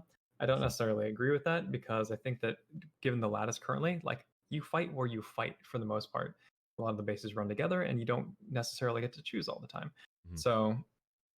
So some of it makes sense for it to have gone away, and some of it, I don't know, could probably Very be cool. better. So I'm going to basically add to that. The example of what you just described brought this in my brain. The idea that we want to separate them and give them less feed or more feed. Infantry game, that is really the current meta to take base points. But the infantry game users are saying, is there a chance that we can actually increase the chances of not just getting pot-shotted all day by vehicles that can actually climb mountains or find ways to basically... the whole point is, this is an example of the question. So Sunder bays are open, and you park, and you basically have to go all over, and as soon as you park, somebody pulls a vehicle, ends your life. If you're a new player, when the populations were small. Populations are huge now, so that's not an issue anymore. I know you guys made adjustments for PSA because the populations were small when I played. So you changed the queue system, which should not have been the case if you had numbers. So So the idea is there a chance that we can actually have a 1 minute example? There's a suggestion. I don't want to say just. You say no, we pass. There's a core where you just do a generator and you hack into it. 1 minute later, all the shields will open up on the Sunder parking bays. That means that that team has to defend the Sunder parking bay, also the A point, and that parking bay is right. I mean, the shield generator's right next to the spawn room, and that means that if you want to get rid of that Sunder, you can't just go pull a vehicle and just have C4 and end their life. You cannot enter that automatic shield unless if you get rid of that 1 minute generation, so that way the timing attack actually has to exist. So you're ready to assist, knowing that there's 10 seconds left to go back to your Sunder and now be there to hold point to repair that generator that is meant only for attackers, not for defenders. Or the other way around. I don't know. Whichever I'm talking about. The whole point is that's one example for the shot. With that point, Right. a generator to create a sky shield over a base, so that way they know that they can actually go and hack into that sky shield generator very easily, and then that shield will go away. Kind of similar to the construction base over main bases. What do you think about that idea? Okay, so we kind of have to balance. Is this game actually combined arms, or is it infantry farming simulator? No. I'm saying like only specific base for infantry. Some bases are for tanking based and then aircraft bases. Like was it Hassan that has this like beautiful tree zone and it's right next to the warp gate? Oh my god. Yeah, so I think there's a balance to be had. I Guys. don't think that the shields over the base is necessarily a bad idea, but also we wanted to put the players or put the power into the hands of the players, so things like Sky or Citadel Shield exist to Yes, kind that's of what you deal guys with created situations like since this. the question. So I fixed a lot of that. Yeah. I mean, but even so, like it's a valid question. Like parking in Sunder bays, people talk quite often about there being gates over the vehicle bay so that a lightning can't sit a mile away and then just shell the Sunder until it dies. So it's not as if we can't do these things. It's more that all the bases in the game are kind of old. I guess. Please not all of elaborate them, on that because I need but- people to know what we talked about personally about how damn hard it is to do these simple things. You and I talked about something simple. I want to find ways to make RPG just find things on the wall that is just a flick of a switch. That means that's my goal as a influencer, is just to find things that can be a switch of a switch. If I find out if it takes more than 1 hour, I don't want to touch it. That's my influence to find ideas that their current systems, we want to do a flick of a switch. What are your thoughts about that, Wrel? Is that what you guys are aiming to do, or? Oh yeah, well, anytime we can get easy wins is good for us. Like, because time is probably the most valuable commodity we have. So yeah, I'll take any ideas that make sense, but also at the same time, like it has to be prioritized. And I think it always comes down to priorities. Awesome. Yeah. And so we heard everybody about phase 1, phase 2 examples. That's no longer here. That was from SOE to Daybreak, and they will have a new information out there for you. Hopefully, in basically next month or two. Let them focus, guys, on the update and let them polish it as much as they possibly can. We know there's issues out there, and they're getting all those issues basically grinded out.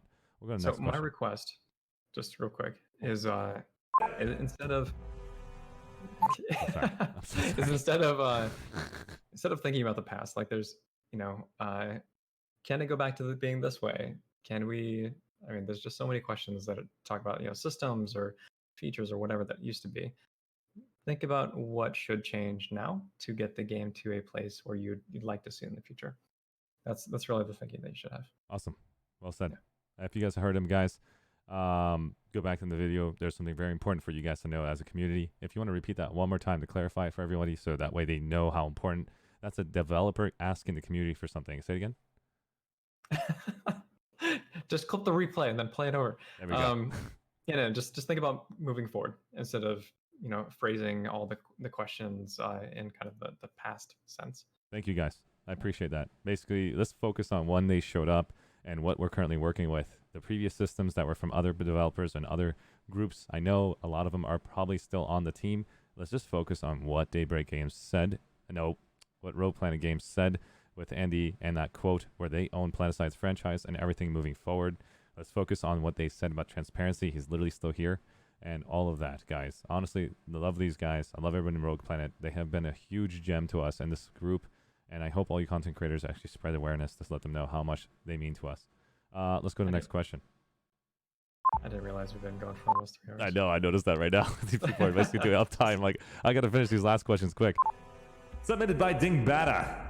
Outfit name, TLFT, The Lost Frontier, server Connery, US West, faction, the Terran Republic.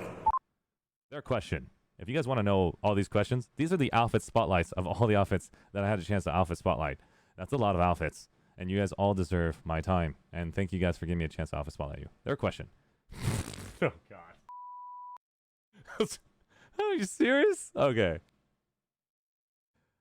Some of our tactics backfire so greatly that we, quote-unquote, accidentally wipe our own platoon on a daily. Would there ever be a possibility of a system that allows for team kills to be forgiven somehow? Or less intense? It's something that's been requested a fair amount. I mean, it's always possible, but man, that is just so low on the priority list. Like, stop killing your teammates. Well said. Be careful with the orbital strikes. It's insane how quickly they just get the lock on their weapons. So if there's a way to...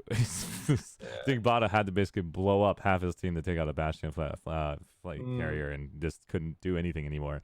Yeah, I kind of wonder if we could kind of dampen the grief if you're like in the same squad or something like that. That might be more feasible than... That is the most epic thing to do if they're in the same squad, so we can kick him out and then it starts counting it. So that's actually genius. Can you write that down? Hold on.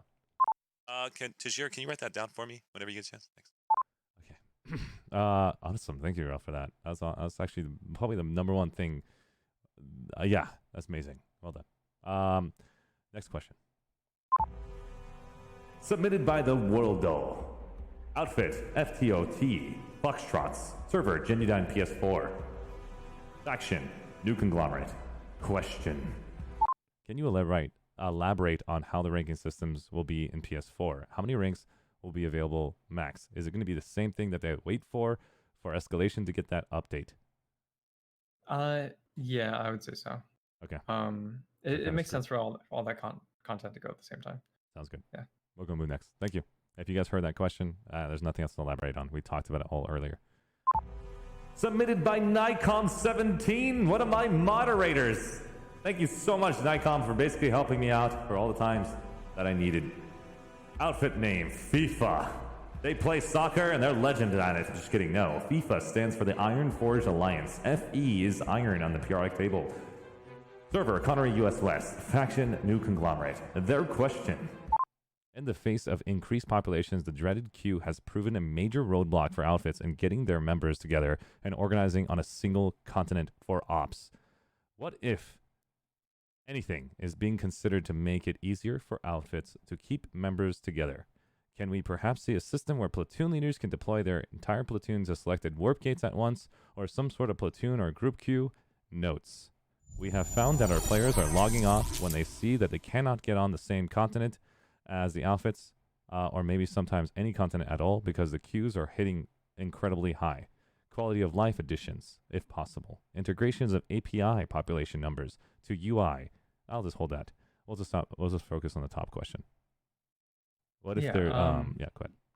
So we did make some adjustments to the queue because it was very, very strict, and it was originally tuned. And this is it's got fixed escalation, though. Like, you're still seeing queues just because there's a lot of people right now. So 13,000.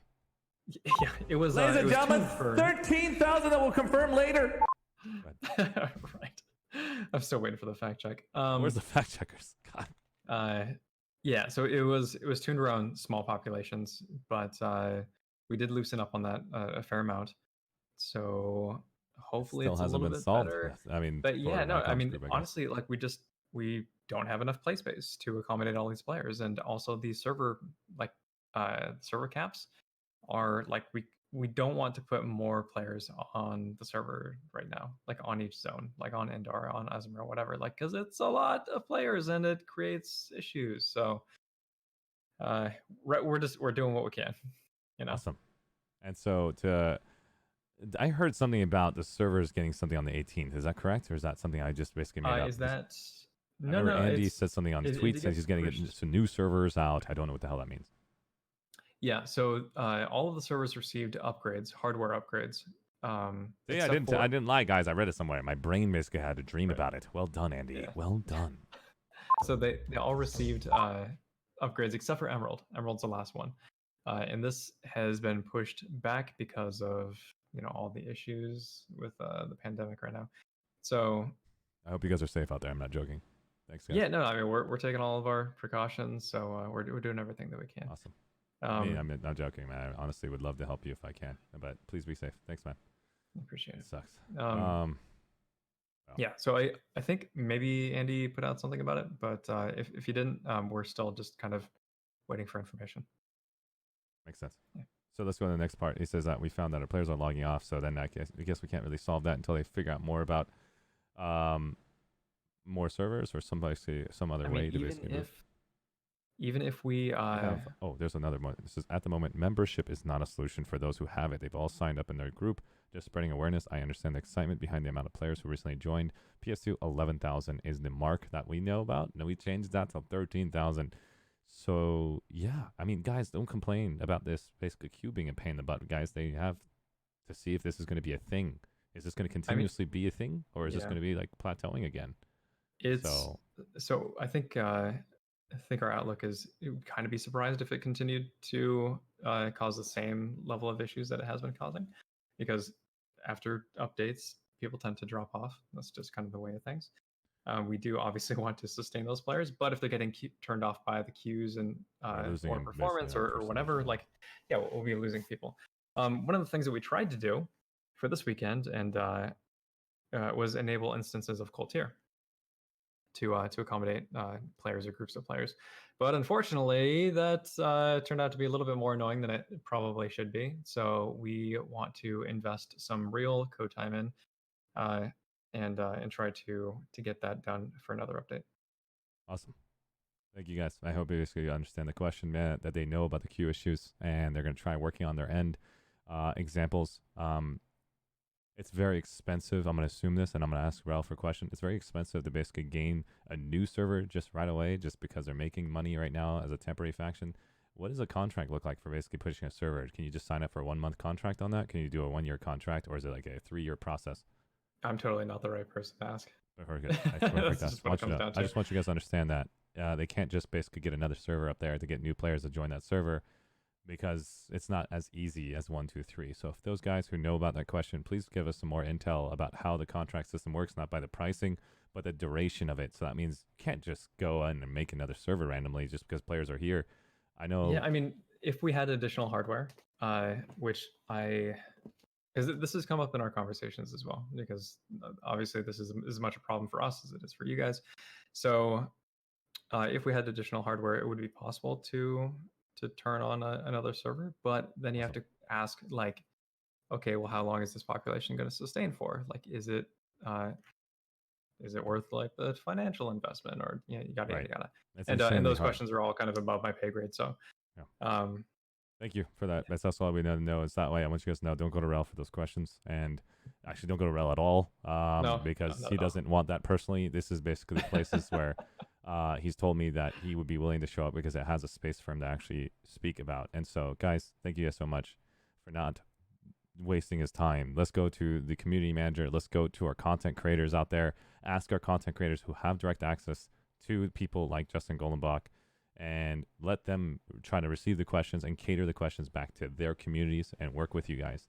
My community is here for you. I will do whatever I can to answer the question and summarize it and give you all the attention you need as much as I possibly can. You always know that I've responded to every DM when I get off stream.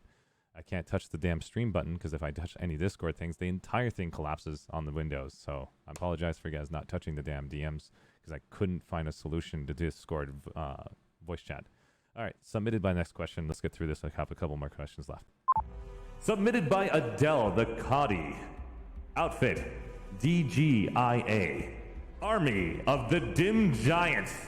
Server, Connery, US West. Faction, the New Conglomerate. Their question. Already we hear the works of bringing back alert awards. And this is my opinion, it's going to be impossible, but let's hear your opinion. Is there a way to retroactively pay players, factions, their alert awards like certs and ISO 4 from the times they played and conquered after the update, similar to those who entered the PTS server and got their helmets? There, uh, I know. I'm just saying. it would be a nightmare to do that, honestly. And you know what? Okay, here's my personal stance. It's not going to be one that sits well with the community. Is that honestly, like you have been enjoying your time in the game, right? With the increased populations and everything else. Getting the reward from the end of the alert, just given how many alerts have been triggered, like I'm not sure it's a huge loss. There's just been nonstop action since the game is since escalation went out. So How does ISO get awarded? I just don't know. Just tell me. Yeah, so ISO is given through alert rewards primarily. And remember that just back in the day, it was about a 5-hour rotation for continents in order to get the that ISO payout at the end. Well, I guess there was some mid-continent alerts too, which gave you a little bit here or there. But the main way to get ISO is by using certs to buy implant packs to then break down the duplicates, and that's what gets you the majority of the ISO. With the constant meltdown alerts happening right now, you're getting 25% bonus experience just by participating. And since they're on every continent pretty much all the time, just by playing, you're getting a permanent 25% bonus increase. That's just how it's worked out since escalation.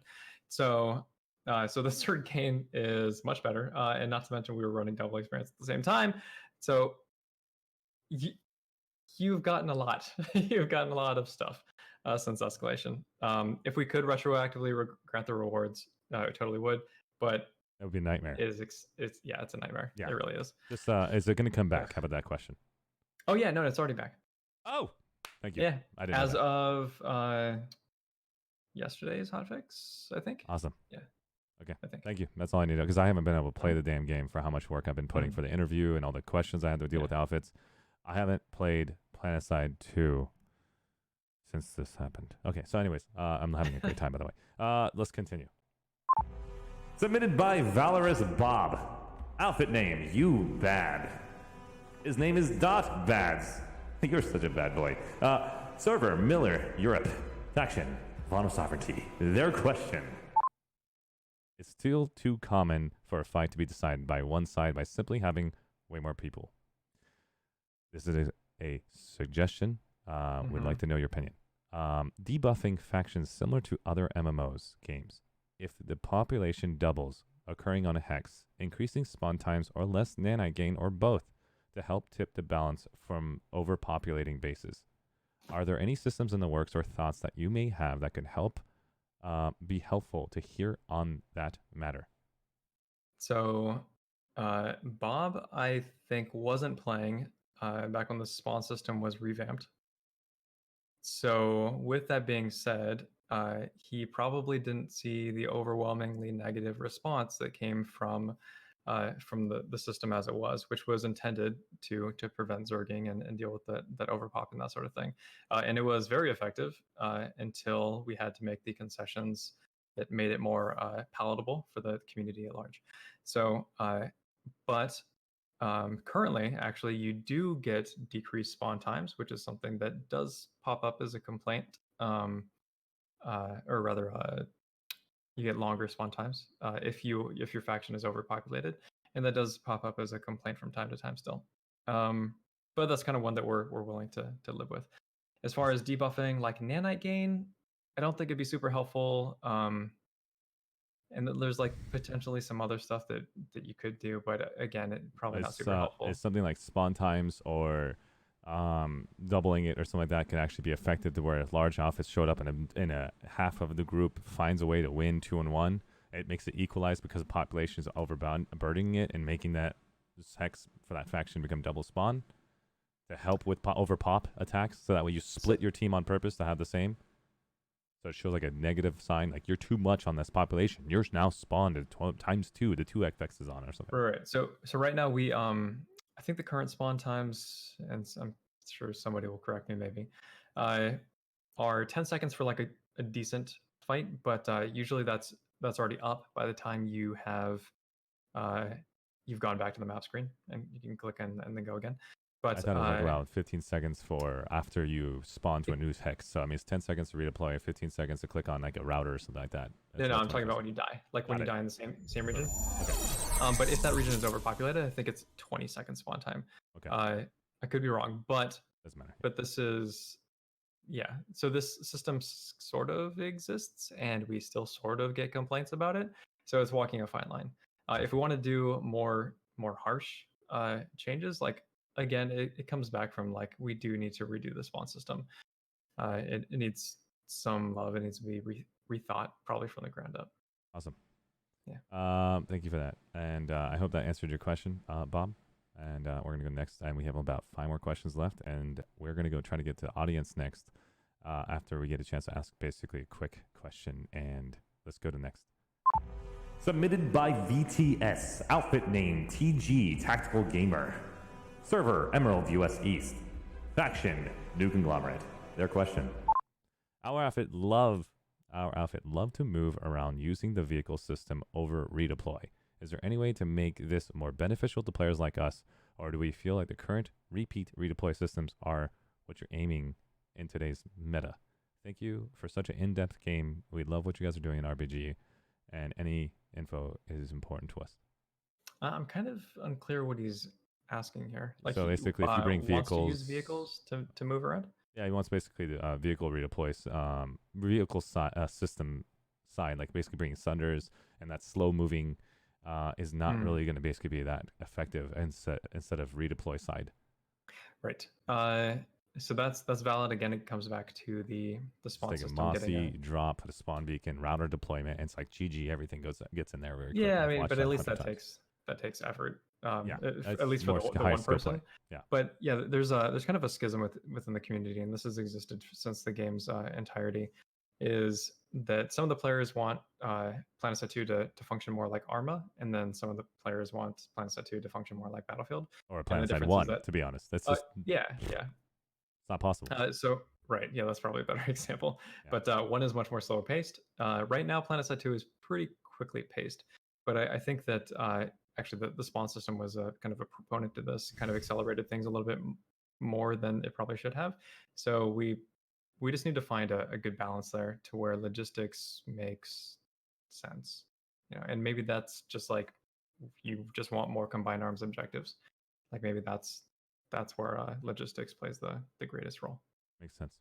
I see a lot of you guys are talking in chat, and you guys have a lot of good ideas. I will stop by after we have finished with Wrel to let you all know my opinions of what you're discussing, because I can debunk a lot of those by myself. We don't need Wrel to basically ask those questions, but you guys have great thoughts. I love your opinions. Keep the mind rolling.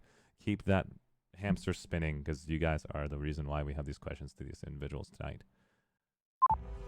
Next question, submitted by Warbird TD. Outfit Merc, Mercenaries, server Connery US West, faction the Terran Republic.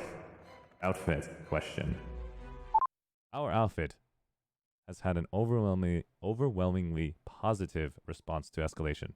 The game feels completely rejuvenated. Is it possible to share any additional or outfit-oriented changes coming in the future? Let's see.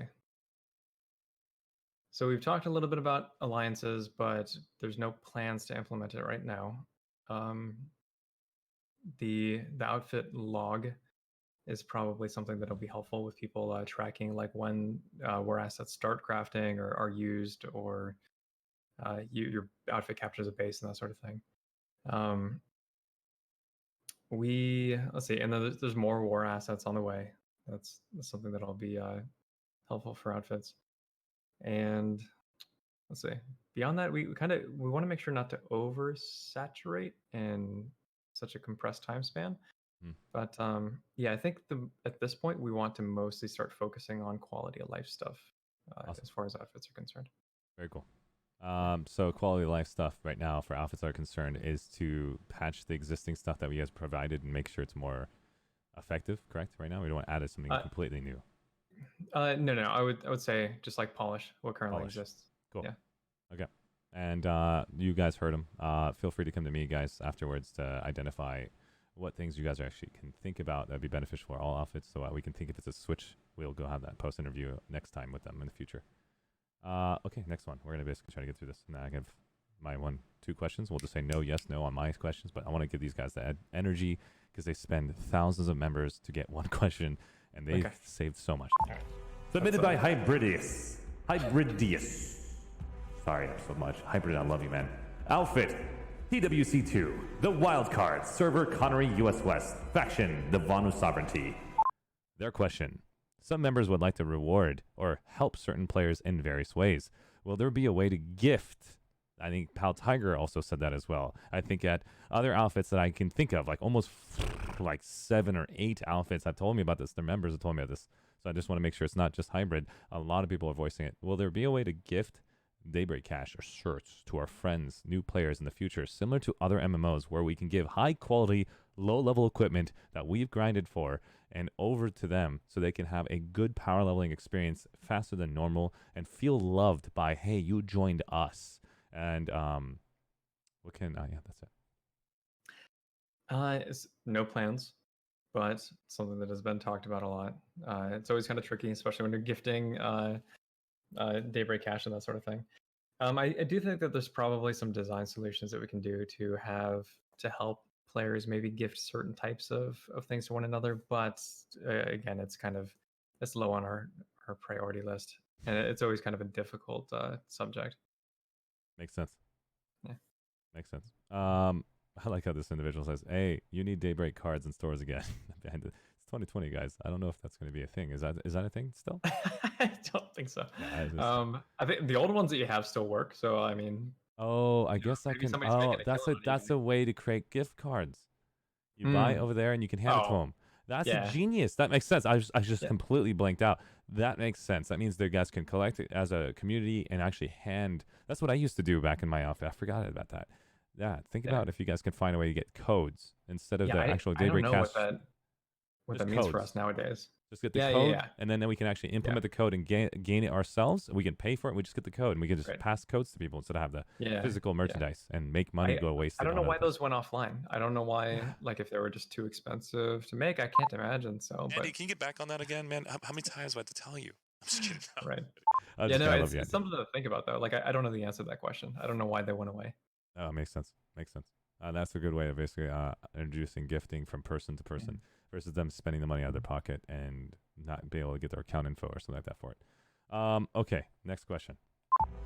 Oh, this is the next part of their question. What can outfits do to help with a new player experience? And I was basically going to answer that personally, but I'd like to hear Wrel's opinion. Wait, sorry. Say it What can again. what can outfits do to help with a Okay. new player experience? your opinion? I would say just try to you can usually notice a new player by the way that they're walking or whatever. Just like send them a squad invite or take the vehicle and like drive it kind of close, but please don't run them over so that they can gun for a vehicle. That's super helpful for new players because they feel like they're doing something and they're not dying, just from a stray bullet or whatever. I think just the more like sort of communication, and then also using proxy chat for those players too. Trying to speak to them. It doesn't necessarily mean that they're going to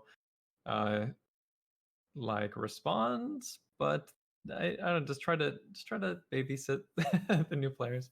One of the things I've noticed from this community is that I told them between battle rank level 1 to 15. That's a quick way of identifying a new player. If you guys get a chance to see someone you shot or somebody you just ran over, or you see this individual that is walking, not sprinting, giving them a single minute of your time by typing to them and letting them know, hey, we have an outfit, we have a space for you. Is there any questions you have about this game? Gives them an opportunity to talk to their friends. And what you guys have done for other streamers, and I've seen it with all those streamers who are coming in and you guys are spreading the love to them, they're actually helping bringing their communities in and feeling more comfortable getting shot in the face by you because now they know why. Because the reason why they leave is because they don't know why. They don't know how to counter it. They're just getting blown up by something, C4'd by something, someone's stabbing them in the neck, and they're like, oh my God, it's like, what's happening? The point is I'm trying to make is teach them a little bit, and it will go a long way from players. This is a community-driven game. You already all know that. You saw what happened with 93% on the freaking positive reviews. You saw what happened when we all get together and focus on positivity and respect. So that's my answer to you, is that we've been doing a great job, and we continue doing it until we have a real new player experience in development in the future, so that way we don't have to spend so much of our energy. Now my question is going to Wrel. Is there a new player experience in the works, and can we get involved in giving you criticism on it? New player experience in the works. Kind of, sort of. It's something that we've begun planning for now that we have more design resources, or more resources in general. Can you help us in it? I think what'll be best in that regard is seeing what we produce and then giving the feedback afterwards. Well said. Yeah. Okay. You guys heard him. He's basically doing the same thing with Outfit Wars, Outfit 1, and giving us an opportunity to all of us basically turn into landscape architects or turning into architectural designers, so we can actually feel like, hey, I just came into this person's door. Holy crap, there's like trash everywhere in the house. That's not a great experience. So, that's the current tutorial. Right? I'm just giving an example as my job. But I'm saying we're going to give them a cool experience. Hopefully we can actually see that is currently the experience right now. It doesn't help them understand redeployment side. It doesn't help them find a base. It doesn't help them understand the waypoints or how to even physically find your friends. So the biggest thing that I need as a streamer is the new player to click on my name and turn me into a favorite. Make my name highlighted, like a golden highlight name for him. So that way he said, I want to follow him. So he can look at all the names and find my name every time. And it's like that's what I need as a streamer, because I literally want them all to know where I'm at. Just follow the golden light name. That's all I need. But again, I don't know how freaking easy that is. Anyways, I don't know how many streamers also feel the same way, but I've seen you stream the game and none of your guys can find you, and this sucks. But again, that's what's currently what we're facing. Okay, next question. Submitted by Shades and You Madman. Thank you, You Madman and Shades, for pushing Reddit in the very beginning to work with Dr. Moneypants to make the 93% happen, man. I know you were one of those individuals who asked me for that video to be produced. Outfit B-Way. Outfit L-Way. They have two outfits called the Bushido Way and Learning the Way of the Bushido Way. Server, Emerald, US East. Faction, the Vanu Sovereignty. Their question. With the server pops growing to threefold, super exciting by the way, many of the long-time established outfits, such as ourselves, have been overtaxed absorbing new talent. Do you have any plans to encourage the creation of new outfits with all these new players finding the game for the first time? We are feeling like the new player retention from the community as a whole, pre-existing outfits, will drop very soon because outfits can no longer take any new members due to the amount of work required to help them. For example, B-Way and most of our referenced outfits have been reducing and restricting admissions in order to cope with the growth and prevent their teams entering a condition of unrest due to rapid culture changes within the existing outfit. Your thought? That's a really that's a really good point. Let's see. I haven't heard about outfits. Having an issue having too many new players. So this is a really kind of enlightening perspective to take on. Let's see. You want to basically you want me to rephrase the question? No. What I would like Shades to do is give me his ideas on how he would address this issue, because it's something that it's something that that we don't think about in terms of like having those outfits kind of cultivate those new players. We kind of just expect that they do that, and those outfits are like grateful to have new players. And then we just kind of hope that it's not the Zerg fits that are hoovering up the new players. So, no, I would like to hear his ideas. Awesome. Okay. Yeah. And I have the next one, and this is the last question from Outfits. And then I have my personal questions, but we can always skip it. I don't mind basically doing another time, but I think it's important for the sanctuary information that I have. If you want to basically do another time, I don't mind. I know we've been holding this way too long. But thank you, Wrel, for literally sticking by. You're an amazing gentleman. I know you have a very big work schedule, but the reasons why I think it's super important, in my opinion, is that these outfits spend so much time amongst their members of thousands of members that we've just discussed throughout each outfit. Almost probably half the server that I just basically identified, they work together with their members to create these one questions. And it's really amazing to see their channels working together. And I was able to see that for the unrested time of 3 hours of sleep to be able to do this interview. And I love you all for making it easier for these developers. And Wrel, you are making it you're making it a lot easier for all of us in the community to know that there is a new team here and you guys do care. I appreciate that. That's the goal. And yeah. You know the cue. Just kidding. Submitted by Sale 914. Outfit name. The last question, recursion. Server Connery US West. Faction, the new conglomerate. Their question.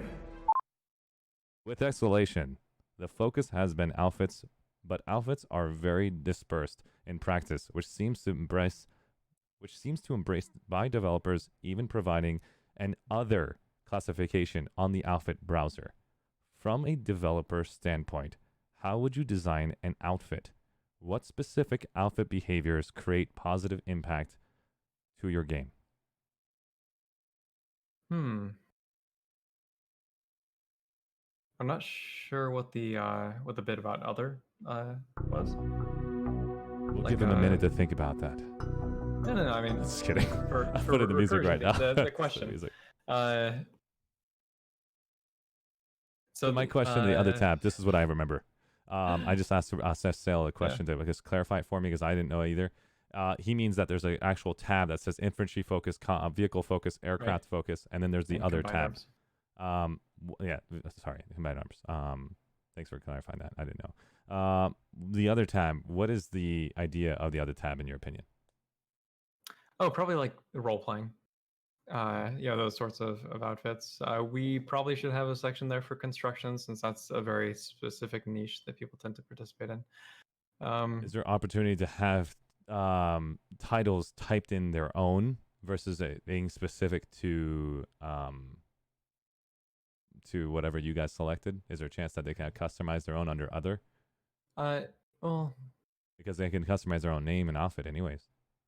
Right. Well, they also add a description to those. I'm saying like well. that way they can search for like, oh, you're right, it wouldn't make sense, and then there would be never being searched. Because the search is a filter, right? Yeah.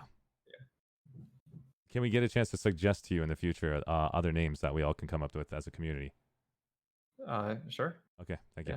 That's all I need. Yeah, if that makes sense. I mean, but just realize that the more you dilute that pool, or rather add to the list, like the more difficult it's going to be for people to I'll remember find that. outfits. I'll remember that personally, and I will basically keep it amongst like less than 10 to make sure that it specifies each person's style. So that way there's a tab that says new players outfits. That way if somebody actually changed their outfit, new player. We'll talk about that in a second with all the players. That way they know how to change their naming. So that way they can get an outfit that wants the new players, an outfit that wants veteran players. You know, like at least the ranking to help with that, and then they could say combine arms, things like that. Of course, it's an interesting idea. Yeah. What was the other part of the question? What kind of behaviors? Right. Yes. So that outfits can do to cultivate a better. Oh wait. It says it's kind of similar to what specific outfits behaviors create positive impacts to your game. Yeah. So there, some outfits are like their chat's only on TeamSpeak, or they only like play in the vicinity of one another. Like they'll drop on a point and then they'll just farm people or whatever. Those sorts of outfits aren't super conducive to the average new player, and it's more for like for players who like that sort of play style already, in which case they don't necessarily need the guidance. But for new players, outfits who are more strategic, so they do kind of the call outs on which bases to take, and they tell people to like go pull the galaxies or redeploy now and that sort of thing. It's interesting because there's a subset of the community that frowns on that type of more referred to as Milsim behavior, but that's kind of the Planetside experience as it's perceived to new players. They want to engage with that fantasy, and it also gives players a good foundation for players to grow off of or grow from later. So any sort of like outfit leading, like actual leading, and I think the combined arms play helps get people accustomed to the game, and it really just it adds to like all the hype that you see, and just kind of creates those really glorious moments that people record. So what I'm hearing is majority of the outfits out there are probably doing what you expect them to do. Yes. Okay. Yep. And so that basically there's nothing newer that you want to see from personally from your point of view. Is there anything new that you want to see from them?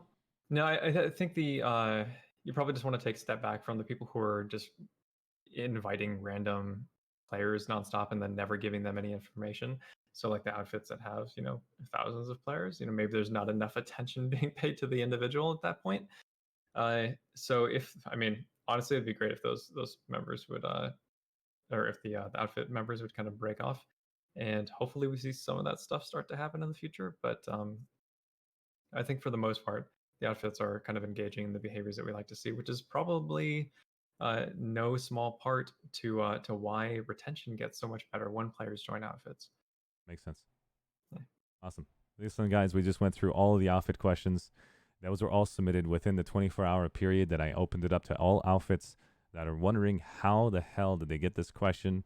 The reason why they got this question is because I reached out to Planetide's Discord. I reached out to all of my channels to tell everyone and all the outfits you guys know to, hey, ask this question in the specific channel in my Discord. If you guys are not part of my Discord and you want to get involved like this again, feel free to go into my Discord and be ready for those announcements. And so I did come on stream live to ask you guys personally and use this video to teach other outfit leaders to go and post. A lot of outfits came out, and a lot of us just, basically got a chance to have their voice be heard.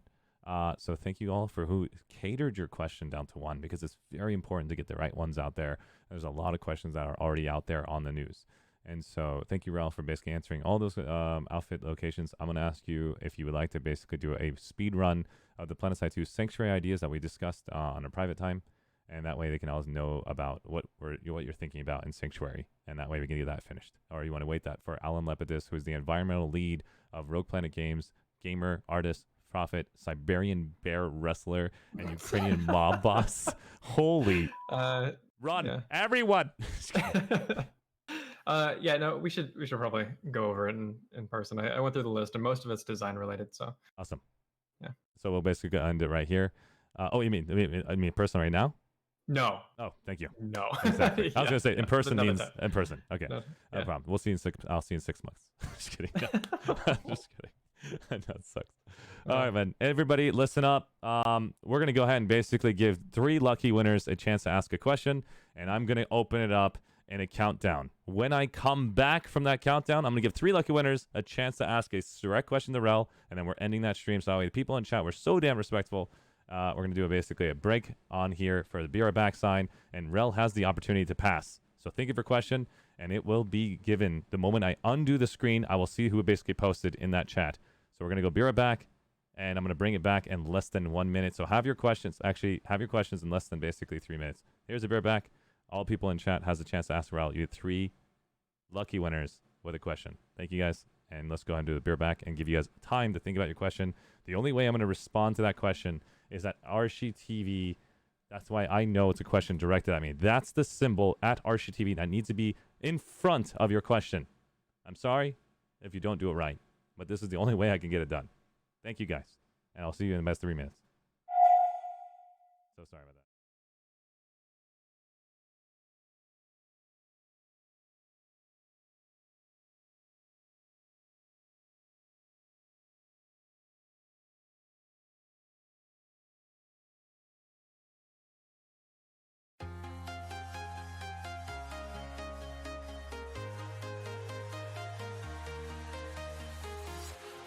Walking alone, the streets are empty. The only thing I can see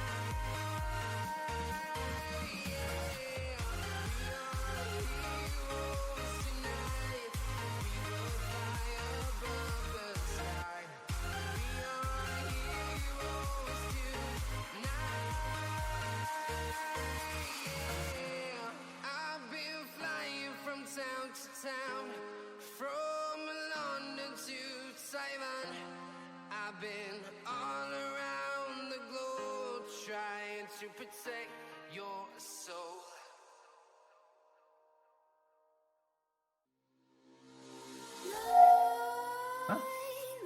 There we go. We're going to see who our 3 winners are. Right under the good luck, we've got Rapid with 1. We've got, it looks like you said already with 1. Is there anybody else saying at ArsheeTV below where I typed? It looks like we only have 1 question for Wrel. It looks like nobody else wants to ask a question. Make sure you guys copy and paste your answers. There's the second one. And the third one. There we go. We're done. The questions are going to be from these 3 individuals. I'm going to copy and paste them and give them to Wrel personally so that way he actually can see them as well. The winners are Rapid Relief. We've got Epic Dude and Unit 2020. So you got to be quick on the trigger for this, huh? That's exactly. You have to press enter on time, and it's right after I typed, and I see at ArsheeTV from Rapid, I see at ArsheeTV from Epic Dude, and I see at ArsheeTV from Unit 2020. And thank you guys for actually trying this out. This was a freaking hectic to come back in, and I did not know what the best way to do it is. And I think after I typed wasn't this way. Okay, so let's go with some Rapid Relief. Sick high five. Can you now kiss me through the... What the...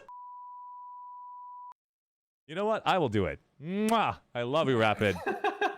That's from me. Don't ask this guy to do it. I'm the extrovert. What are you doing? Would you like to say pass or you want to do it? What? No, pass. Sorry, Rapid. That's...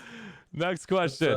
Epic Dude 00. What's up with implants? I've spent countless searches trying to get specific exceptionals.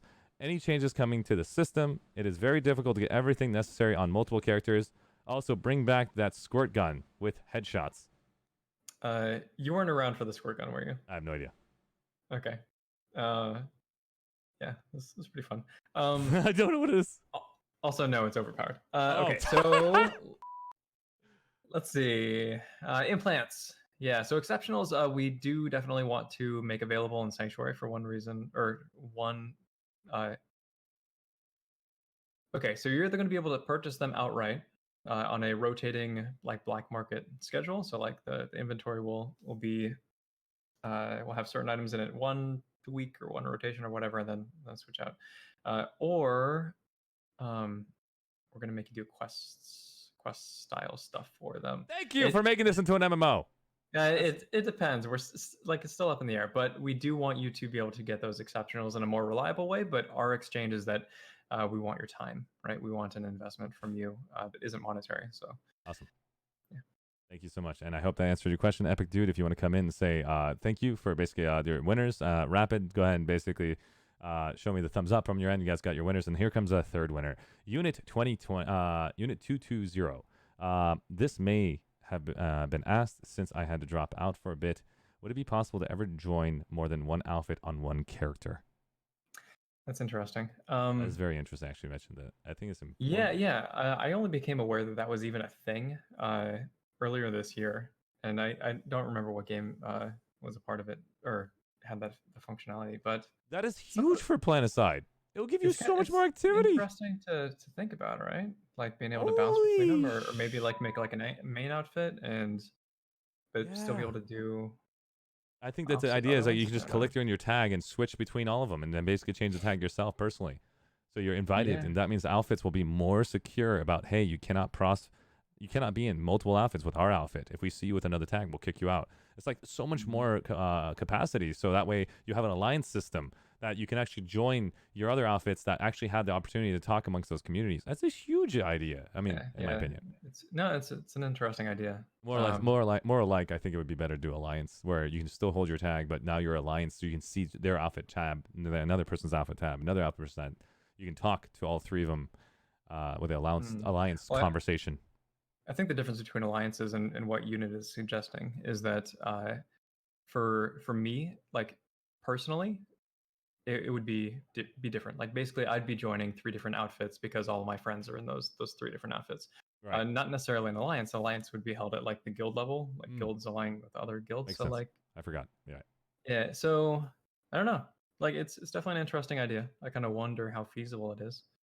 Well done, guys. We got 2 answers and 1 pass. I just want to let you guys know. Wrel only passed 2 times on Rapid. You could yeah, they were both on Rapid. You can pull another sorry. non-rapid question if you want. We can do that. Rapid, we're gonna give you another chance. He's passed twice on you, the only one that literally got passed twice, and you just asked the funniest questions, man. If you guys want, basically, I'll give you a personal message over the Rapid. Everybody, thank you guys so much for stopping by. Honestly, let's give it up to Wrel. Can I get you guys to basically post? Let me maybe change my voice for that. Ladies and gentlemen, we just saw the Rogue Planet lead developer, lead designer. Sorry for that other word. Where you just saw this man show up. Look at the uptime. He did so much for this stream. Thank you guys so much for showing up. Let's basically throw those emotes out, throw those emojis out, just show how much we just love this man for showcasing it. The more I see, the more I know personally you want more from me. If you guys don't want to see this again from me, I know that emotes are not there. And that just tells me this was a bad stream. And I apologize, guys, if I didn't basically lead up to your expectations. So thanks, guys, for basically showing up. And everybody, I know you guys are looking at 3 more Bandit. You guys are awesome. Thanks, guys, for basically posting those emails to show me personally that you guys actually had a good time. That's the only way I can actually see that, because there's so much text going on. And emotes are just the fastest way for me to know that you guys had a good time. Thank you, guys. And I hope you see you guys in Araxis. And I hope you guys sign up for more outfit spotlights. And if you guys don't know who I am, my name, you can Google me on ArsheeTV on YouTube. And you can see some outfit spotlight highlights that we have been created. Ewog is the actual editor for those videos. I have zero editing knowledge. And I'm just focusing on all the social gatherings of every person's questions and just sitting there siphoning through millions of data and talking a lot. And so that's where I'm an extrovert. And he can actually help me with the editing side. Thank you so much. Not he, I mean Ewog over there. Sorry about that. Oh, crap. Thank you, Wrel. Would you like to say anything basically to the whole community that has been here, who has listened to what everything I had to say? Do you want to basically end it on your note? Thank you. I want to thank you for having me and for facilitating all these. Yes, you, Arshee. Oh, okay, I was like, who are we thanking me? Or? No, yeah.